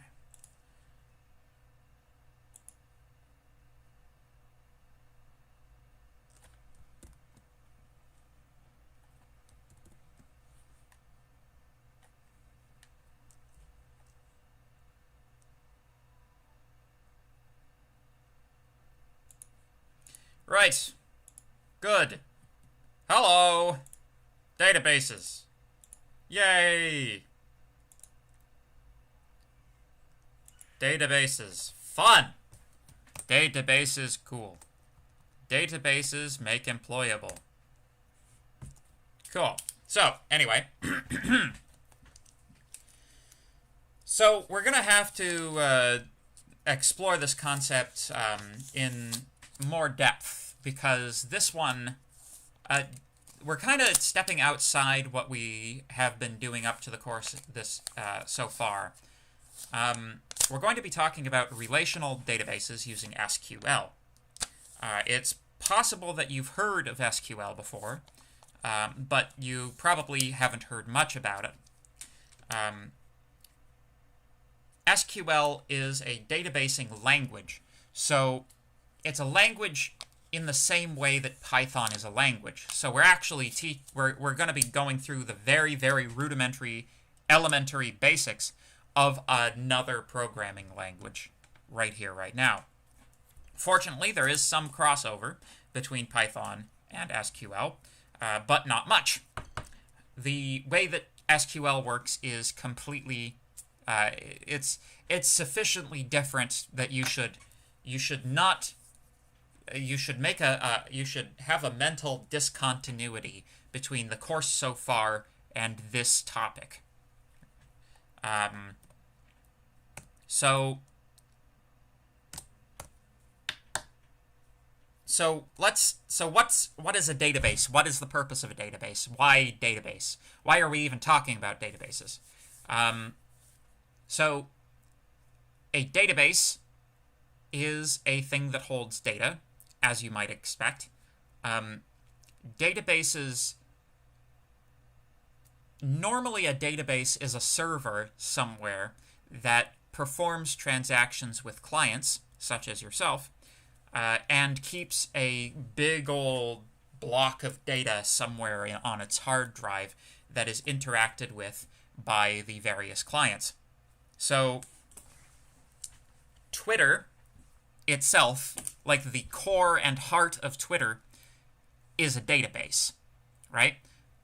It's just a big old server with a whole bunch of tweets in it, right? These tweets are stored as entries in a database. It doesn't use SQL. It uses a JSON-based format, but that's, from this level of analysis, they're interchangeable. So what is a Twitter feed? A Twitter feed is a view of the database. All it is you take every entry in the database, you filter it by which ones you're following, and then you display them in chronological order. And there you go. That's a Twitter feed. That's a Facebook feed. This is how stuff works, right? This is how these big social media sites work, right? Under the hood. At least at a very high abstract level. Obviously, it gets more complicated than that when you actually try to implement it. But roughly speaking, this is fundamentally what you're doing when you're interacting with something like Twitter is you're interacting with a database. You're performing various operations on databases. Liking a tweet is incrementing the number of incrementing the like counter in the database entry for that tweet, right? You can think of these types of transactions in those terms. So it's useful to learn how to use these. So, databases versus programming languages. Like programming languages, databases allow us to process and store data. However, the data is stored in dedicated files and loaded as needed. The data can be much larger than the available memory. So if you think about your program, like your Python program is typically going to be held in random access memory, right, on your RAM chip. But you can imagine if you had to store the entirety of Twitter's database on a series of RAM chips, there wouldn't be enough RAM in the world, right? Well, there might be, but no, there wouldn't be. Other sorts of things that you will find stored in databases are things like catalogs of items that are being sold by a retailer. Like when you're interacting with an online store, the online store is the front end, the database is the back end, right? Your bank account, your banking information is stored in a database, probably an SQL database, actually, although that will vary by institution, probably. Personnel records. The manner in which your information is stored by Avenue and Mosaic is likely also, well, I think Avenue might be JSON. I don't know that for sure. I just kind of get the feel from Avenue as if it stores everything in JSON in the back end. I have no logical basis for this. This is a hunch. But yeah. So if you think, like, another way of thinking about this is thinking about the complexities of the data. The complexity of the data as data becomes larger and larger, there are more requirements on it, right? Data that's stored in a text file on your computer, there's no real requirements on it. It's a very flexible format, right? You can basically write a plain text file any way you want. A step up from that is something like a spreadsheet, right? You have the data, you enter the data in a more structured manner. This allows you to perform calculations over it. It allows you to, do all kinds of interesting things that are impossible in plain text. And the thing that you lose versus the plain text format is some degree of flexibility. But you gain a lot more functionality. Databases are like another step. They're like a step up from a spreadsheet. Most of you won't need to put together a database for your own personal purposes, right? Once you start getting into the idea of multiple people needing to access a set of data, this is where databases come in, right? They're really designed for multiple people needing to access them. So the way that a database works is it's kind of like, imagine the database is a nightclub and the SQL command prompt, or, giving it SQL commands, there's like a big bouncer out front that's like letting things in, Because there's a big bouncer out front, all of the requests for the database are in a nice straight queue, right?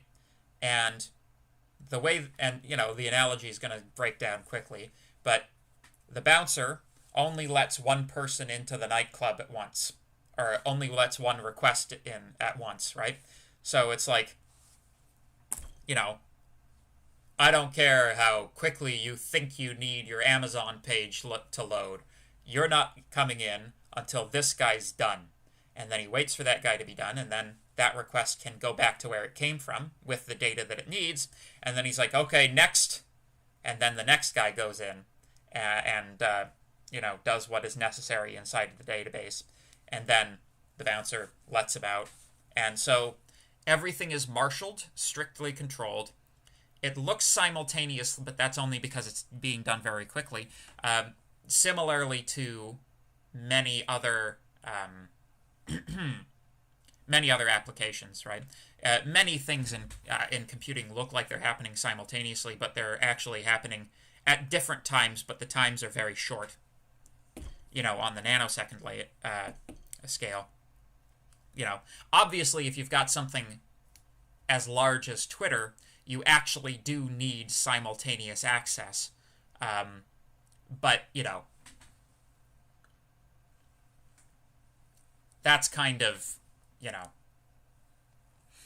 that's starting to get into the weeds on how you would implement like a mega huge system like Twitter or Facebook, which is best left to the people of Twitter and Facebook if you want my honest opinion.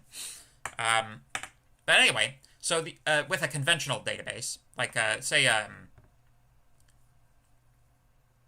let's distinguish databases from like mega databases like Twitter and Facebook. You have clients who are trying to access the data. They can be either local or remote, so you can log into the database and access data that way. But their requests are processed one at a time. And requests can be either to look at the data in the database or to modify the data in the database. These requests are processed one at a time and completely. So you don't have to worry about the, you know, one request being halfway through modifying the data, and then another request comes in and reads the half-modified data. That type of problem, which is actually a problem, right? That problem, that's known as the race condition problem, because both requests are racing to see who gets to the data first. Race conditions are prevented by having everything in a strict order and processing things one at a time. So yeah, data in a relational database, the data itself is structured in a particular manner. The best analogy is to think of a spreadsheet. If you think of the sheets in a spreadsheet, you know, in Microsoft Excel, you can have like, you know, any number of different sheets open in one spreadsheet document, you know. These correspond to tables in a relational database. So a database can have many tables, and each one of those tables is like a sheet in a spreadsheet. And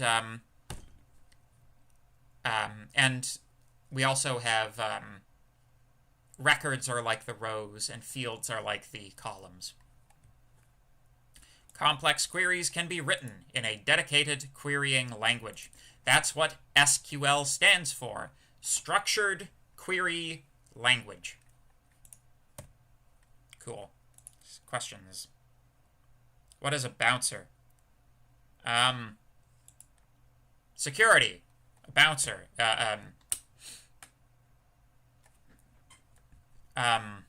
Go watch Night at the Roxbury.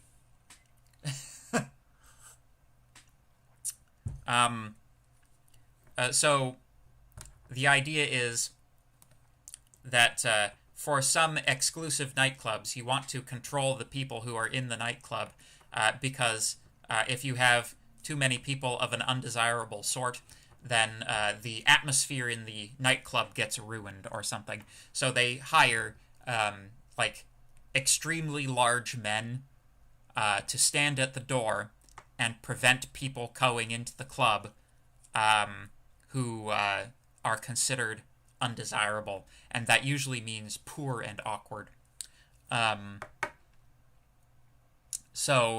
Yeah. Bouncers, nightclubs. I'm not sure why I picked that analogy. There are probably better analogies, but yes. Anyway. They call them bouncers, I think, because they kind of like just bounce you out. But yeah, anyway. So, in relational databases, data items and their relationships to other data items are stored in tables. A table is a collection of records, also known as rows, objects, or entities, with fields, aka values, columns, or attributes. Again, think of spreadsheets. Tables are the sheets, fields are the columns, records are the rows. So here's an example scenario. We're going to use this as a running example. Let's say we want to create a database for running a video rental store. Back before the days of Netflix, when having a video rental store was a viable business. There are some things we need to track. We need to keep track of the movies we have available to rent. We need to keep track of the customers who rent them. And we need to keep track of which customers have rented what movies. We'll make 3 tables, eventually: movies, customers, and rentals. Oh my gosh, I hate when I hit end instead of page down. It's the worst thing in the world. So, here's an example table: movies. So we've got a set of movies. So each record inside, each row in this table is a record entry for a movie. We've got 4 fields: movie ID, so an identification number, a title, a genre, and a rating.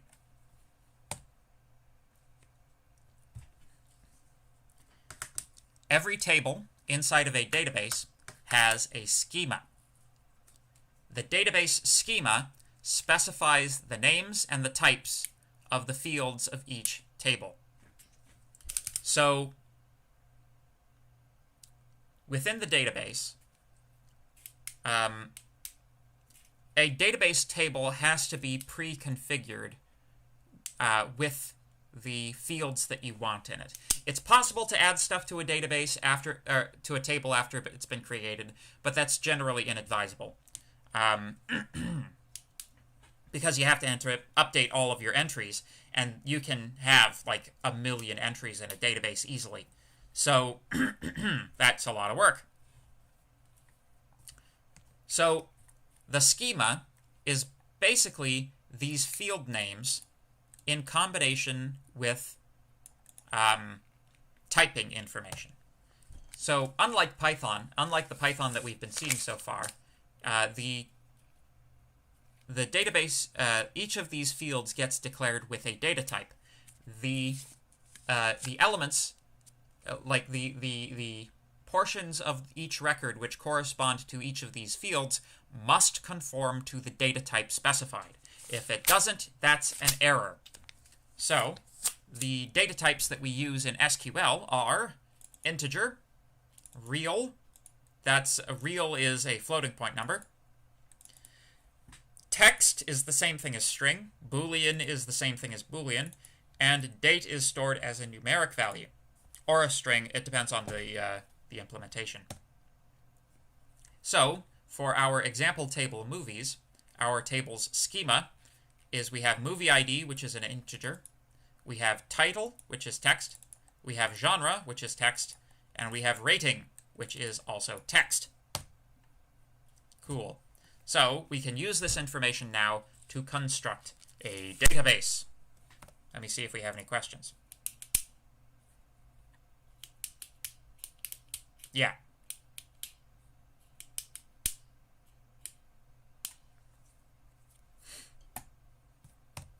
So,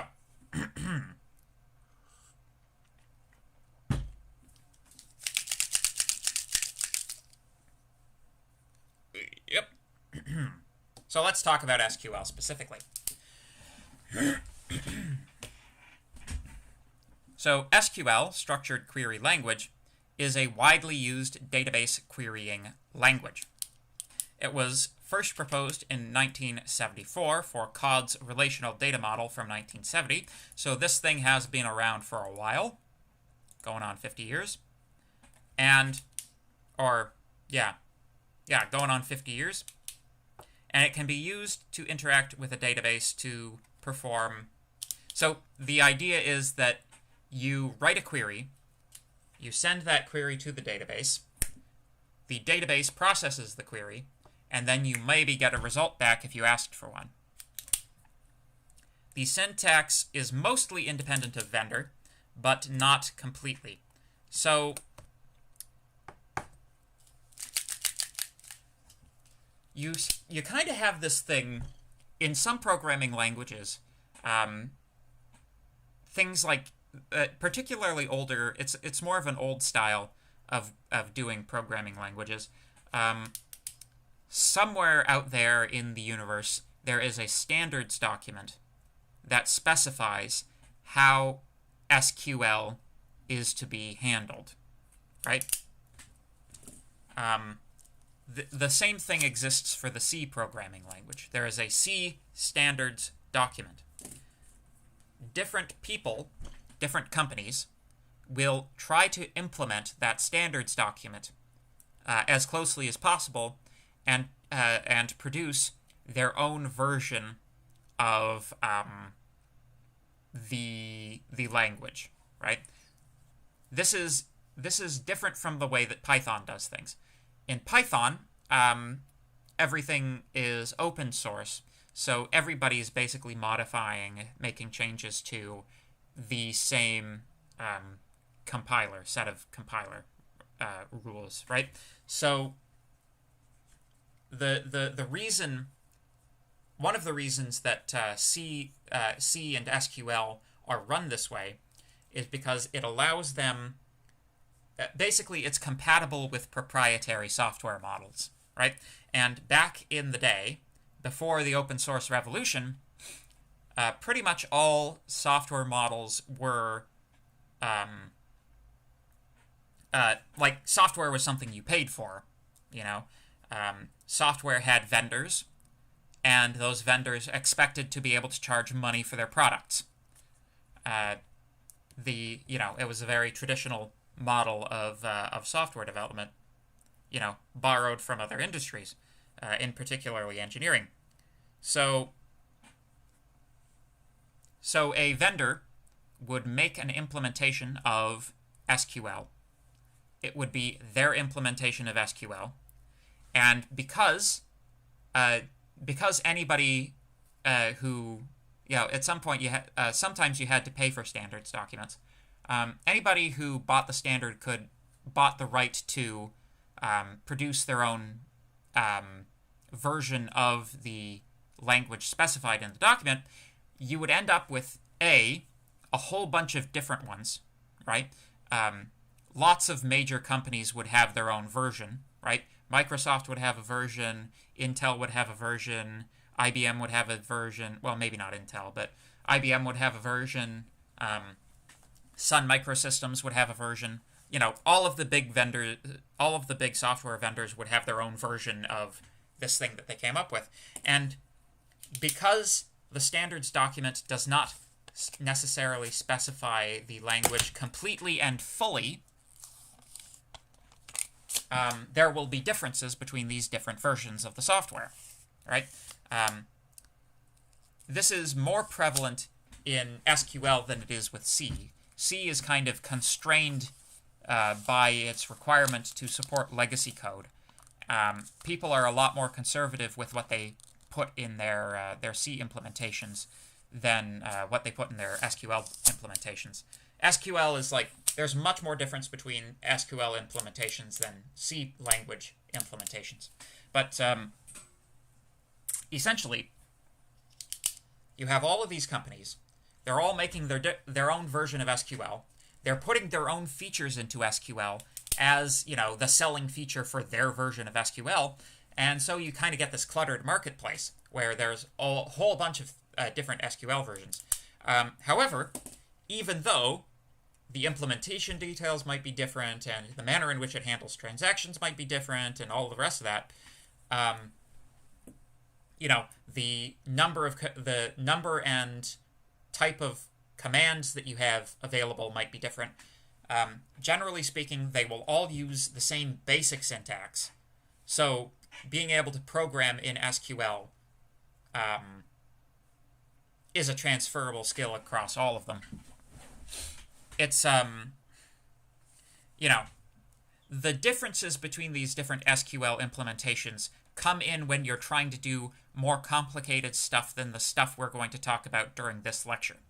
So you don't really have to worry about this lecture being applicable only to, Postgre SQL or Sun Microsystems or whatever. It will be more or less globally applicable.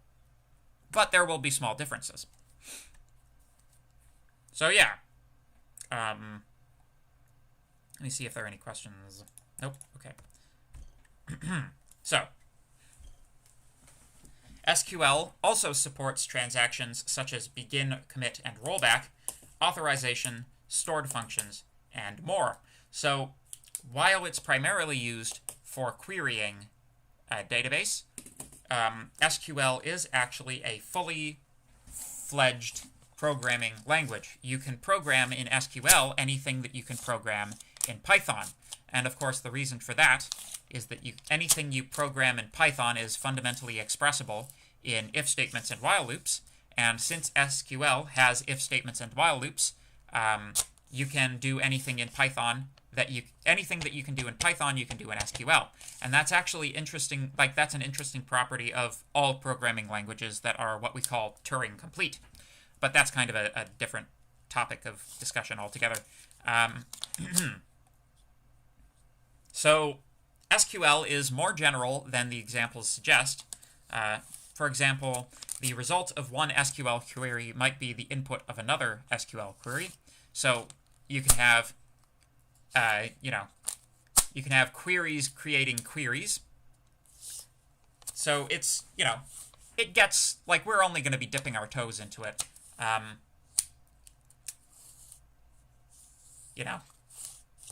Don't imagine having done, like, this one lecture, or this 1 week of lectures in the regular semester on SQL that you're able now to take on the position of a senior SQL developer, because that's probably not the case. It gets pretty advanced in the deep end of this. Recently, no SQL databases for storing differently structured data and cloud storage are becoming popular. You may notice that when we asked for how Instagram is storing its pictures, it's using a JSON file. So that's one vendor that uses JSON as its backend for database management is MongoDB, and that one has become fairly popular. If you go to the Mongo website, you can they'll give you a little terminal. You can play around with it, which is kind of cool. So there are many database programs available.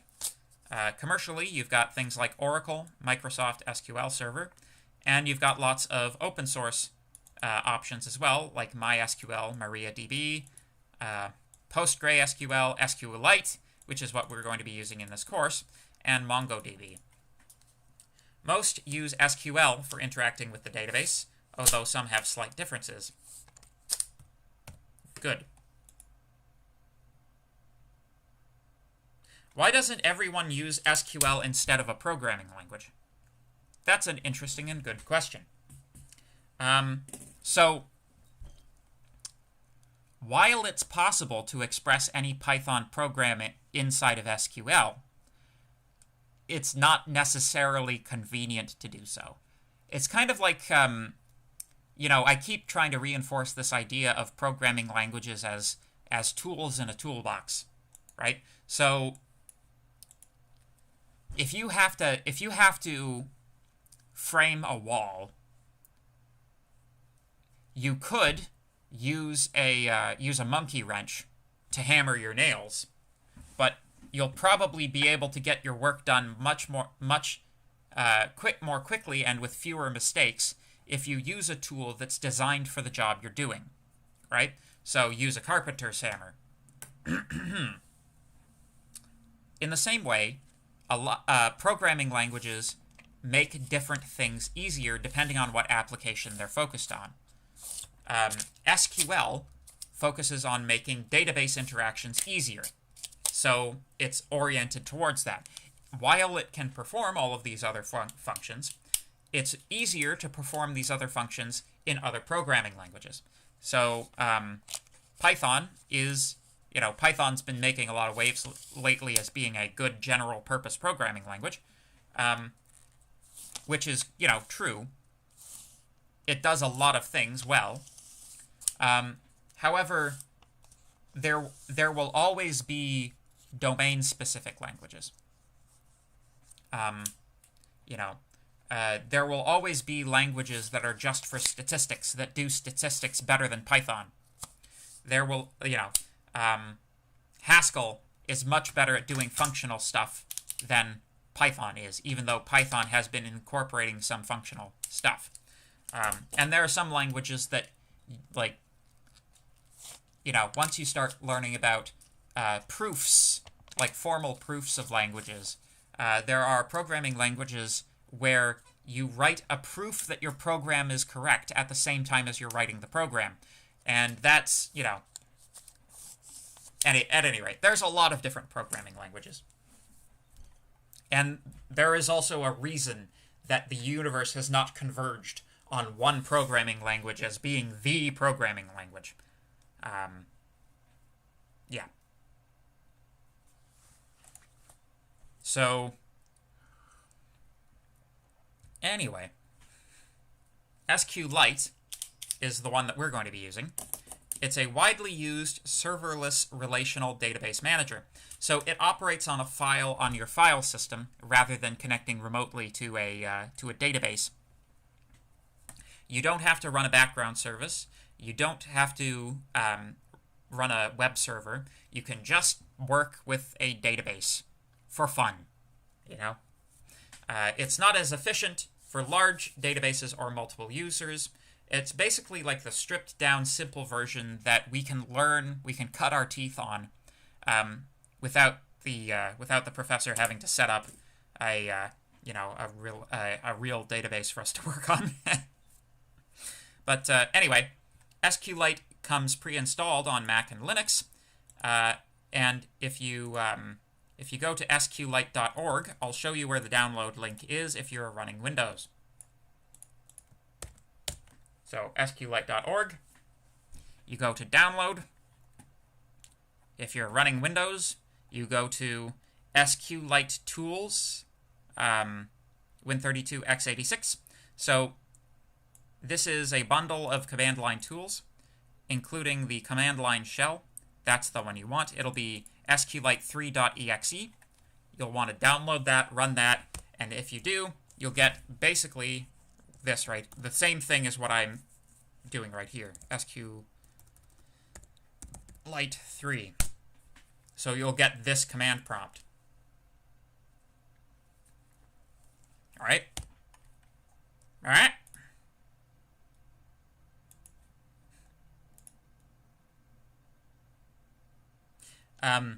Another answer to your question is, why would anybody use SQL when you could do the same thing with any programming language? With, you know, your programming language of choice. The answer is because it's easier to do some things with some languages and harder to do other things with the same languages. So, slides. There we go. So this is what the SQLite command prompt looks like. We're going to be entering commands into this thing the same way that we would enter commands into the Python interpreter. So you should think of this as being very similar to the Python interpreter. This is a program that's waiting for you to give it stuff so that it can do stuff. So let's open a file. Open movies.db. We now have open a movies database.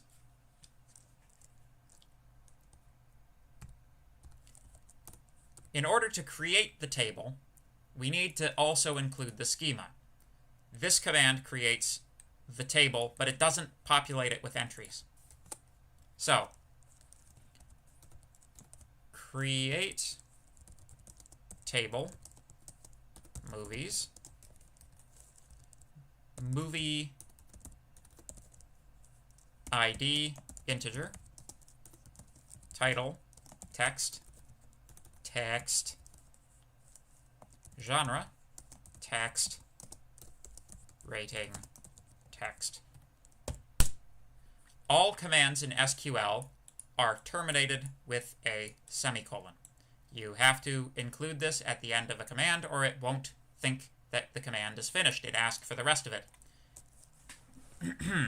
I'll probably forget that a few times, so you'll see how that works. So we have created the table. You can see, by going .movies, you can see what tables you have in SQLite. So there it is.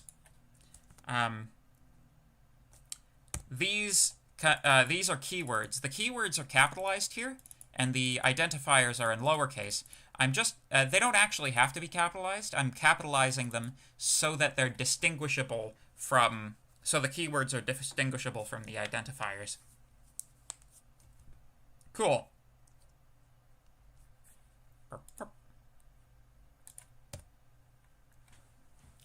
So we can specify different conditions that are required for these entries, for these fields as well. So it might be that you want to design your database such that a record cannot be created without including this information. As we're going to see, it's actually possible to create a record in a database that's missing some chunks of information.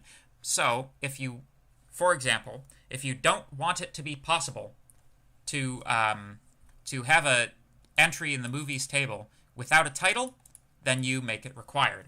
I'm just going to drop table movies. There we go. I forgot the semicolon. So now tables, that's the delete command. There are no tables. So let's make movie ID required. Let's make the title required. The other thing is sometimes you'll have something like an ID number that should be unique for every entry in your table. Like, that's generally the purpose of the ID number. The purpose of your SIN number is to have a number which uniquely identifies you, a citizen of Canada, right? The purpose of having a health card number or a driver's license number is to uniquely identify you. So we can make something a unique identifier by including the tag primary key. There we go. Now that we've set those conditions, if movie ID or title is not included in any particular entry, the transaction will fail. We will get an error message. And if we try to create two entries that have the same movie ID number, that will also cause a fail. That'll cause an error. That'll cause a fail. That'll cause an error. So there we go. Now, let's actually add some data into this database. To insert data into a table, we insert rows one at a time. This is the syntax. Insert into, specify name of table you're inserting into, movies. You actually, the easiest way to do this is to just say values. 101, Casablanca, drama, romance, PG. There we go. We have inserted data. The way that you view the items, the way that you view stuff inside of a table is select all from movies. There it is. There's our entry. Just to demonstrate that things are actually, that we can't have two ID numbers which are the same, let's do back to the future. That is a comedy ad Venture PG. Notice that this is the same ID number as the previous one. Error, unique constraint failed. So we have to give it a unique ID number. And there it is. Now, if you want to give this entry less data than it is expecting, you have to specify which data you're giving it. And you do that by listing the names of the fields that you're populating in the order that you're populating them. So movie, ID, genre, rating, values, 103. Let's just go back here. Skipping the title. Animation comedy. PG. PG. Oh, it worked. Interesting.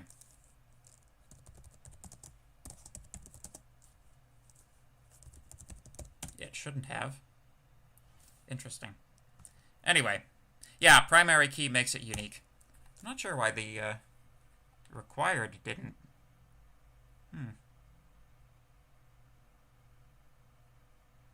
Very strange. Oh well. Moving on.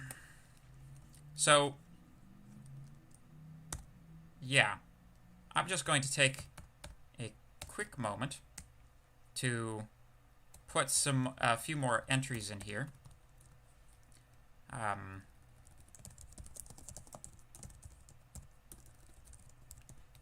So that we have some chunky data to operate on.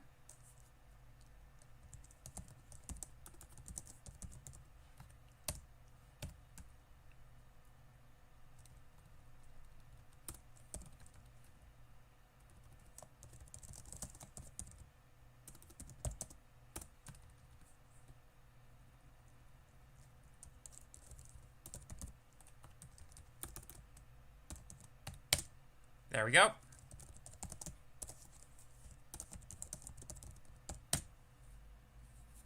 And there we have some data. Wonderful. So, any omitted fields get a default value of null, and that null value must be, that null value prints as nothing. So, there you go.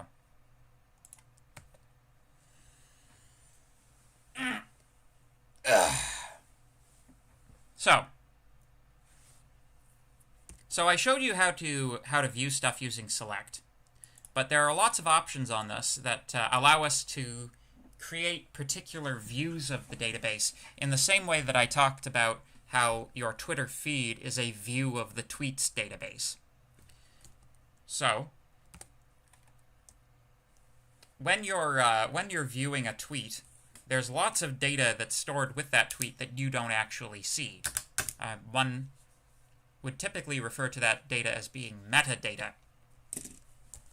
So to view only specific fields in an SQL database, you specify those fields instead of the star. Star means all, so this is all of the fields. So if I say title and rating, movies, then we get just the title and the rating. We can also specify things like from movies. We can apply we can apply Boolean conditions as well. So select title ratings from movies where movie ID is less than 104. Right? So that will take only these first three. Right? And you can perform these, like, these Boolean conditions are basically the same thing as the if statements that you've been working with so far in Python, but now is that you're filtering the database entries, right? So it examines each one of the entries, and it will show it only if this expression comes out to be true for it. That's how that works. Are there any questions? Give me a thumbs up if you guys are following. Although I suppose I should just get these two further ones out of the way first. So you can also do what's called fuzzy matching. These percent signs act as wildcard characters. So it's a little bit tricky to understand, but where genre is equal to the difference between comedy,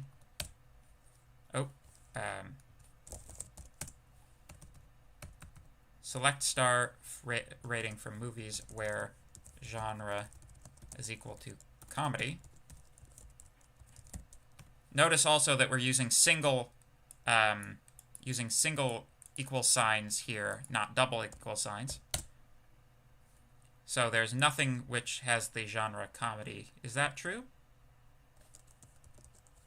Yes, because I misspelled Life of Brian. That's funny. All right, let's do drama instead then. Excellent. You used some of this stuff before. That's good. Come on, really? So, yeah, so no. So if you're doing comparison like this, you're doing exact comparison, right?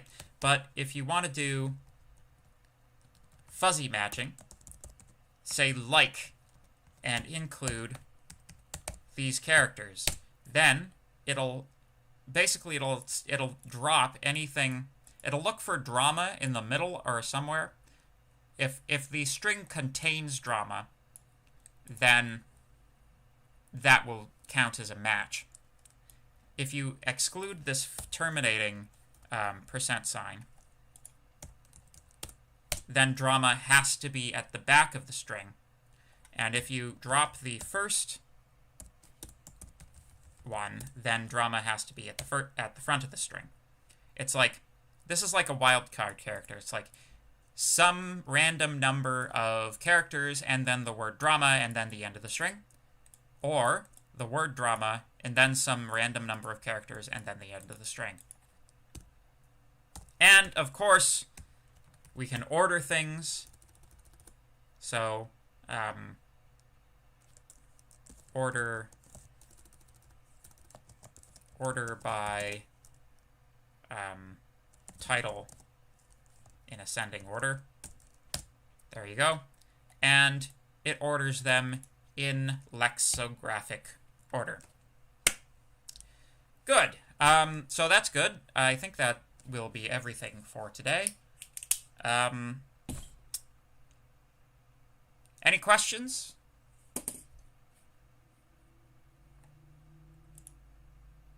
Any questions from the students to the professor?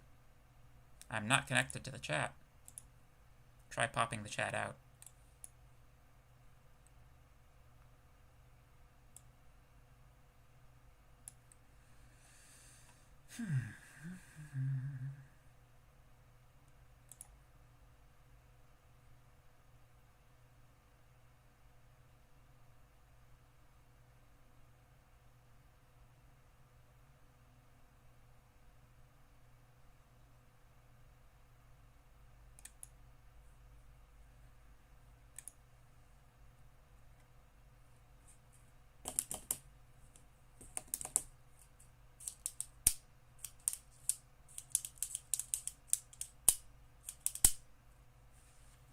The SQL stuff, like, if you already have a firm basis in programming, the SQL stuff is not super, it's not super difficult to wrap your head around. How would, can you go over how you would select a specific row? Well, you would need to know what specific row, right? Let's say you wanted to select, movie ID number 103, where movie ID is equal to 103, or 104, so that it actually has something in it. Yeah, that's how you would pick out a single element, is you would refer to it something that makes it specific. So the interesting thing about databases like this, you're not dealing with a list, so you can't access them by index. You can't just access them by entry number. You have to go by, well, maybe you can access them by entry number, but there might be a way to access them by entry number, but for our purposes, to access one specifically, you need to know something specific that makes it specific. So there you go. Any other questions?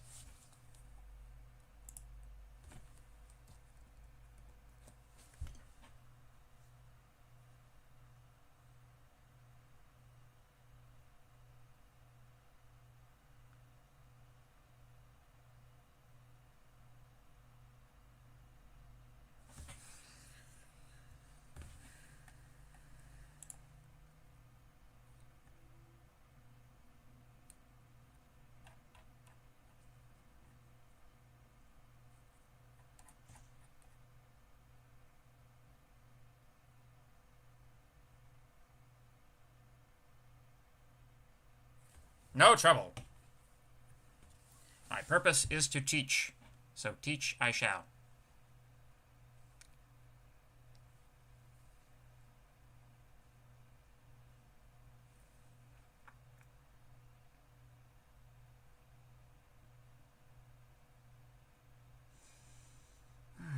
Man, I'm getting tired of these online lectures. I think I'm picking up bad habits from all of this online teaching. It's going to be a bit of an adjustment going back to live audiences. I'm usually much more energetic. It's just, it's hard to work up the enthusiasm when you're talking to a wall, And I know I'm talking to you, but like, the signal that my brain receives is that I'm looking at a wall. And I'm speaking to a wall, and that's what crazy people do. Crazy people talk to walls and think the walls are talking back to them. So, I guess COVID's made us all insane.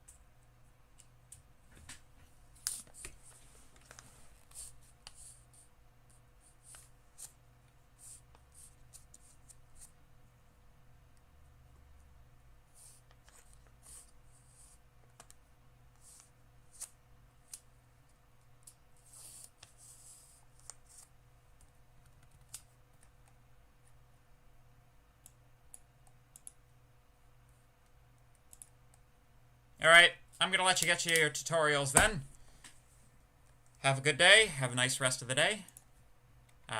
Try to get outside, get some fresh air. Etc., etc. Take her easy, folks.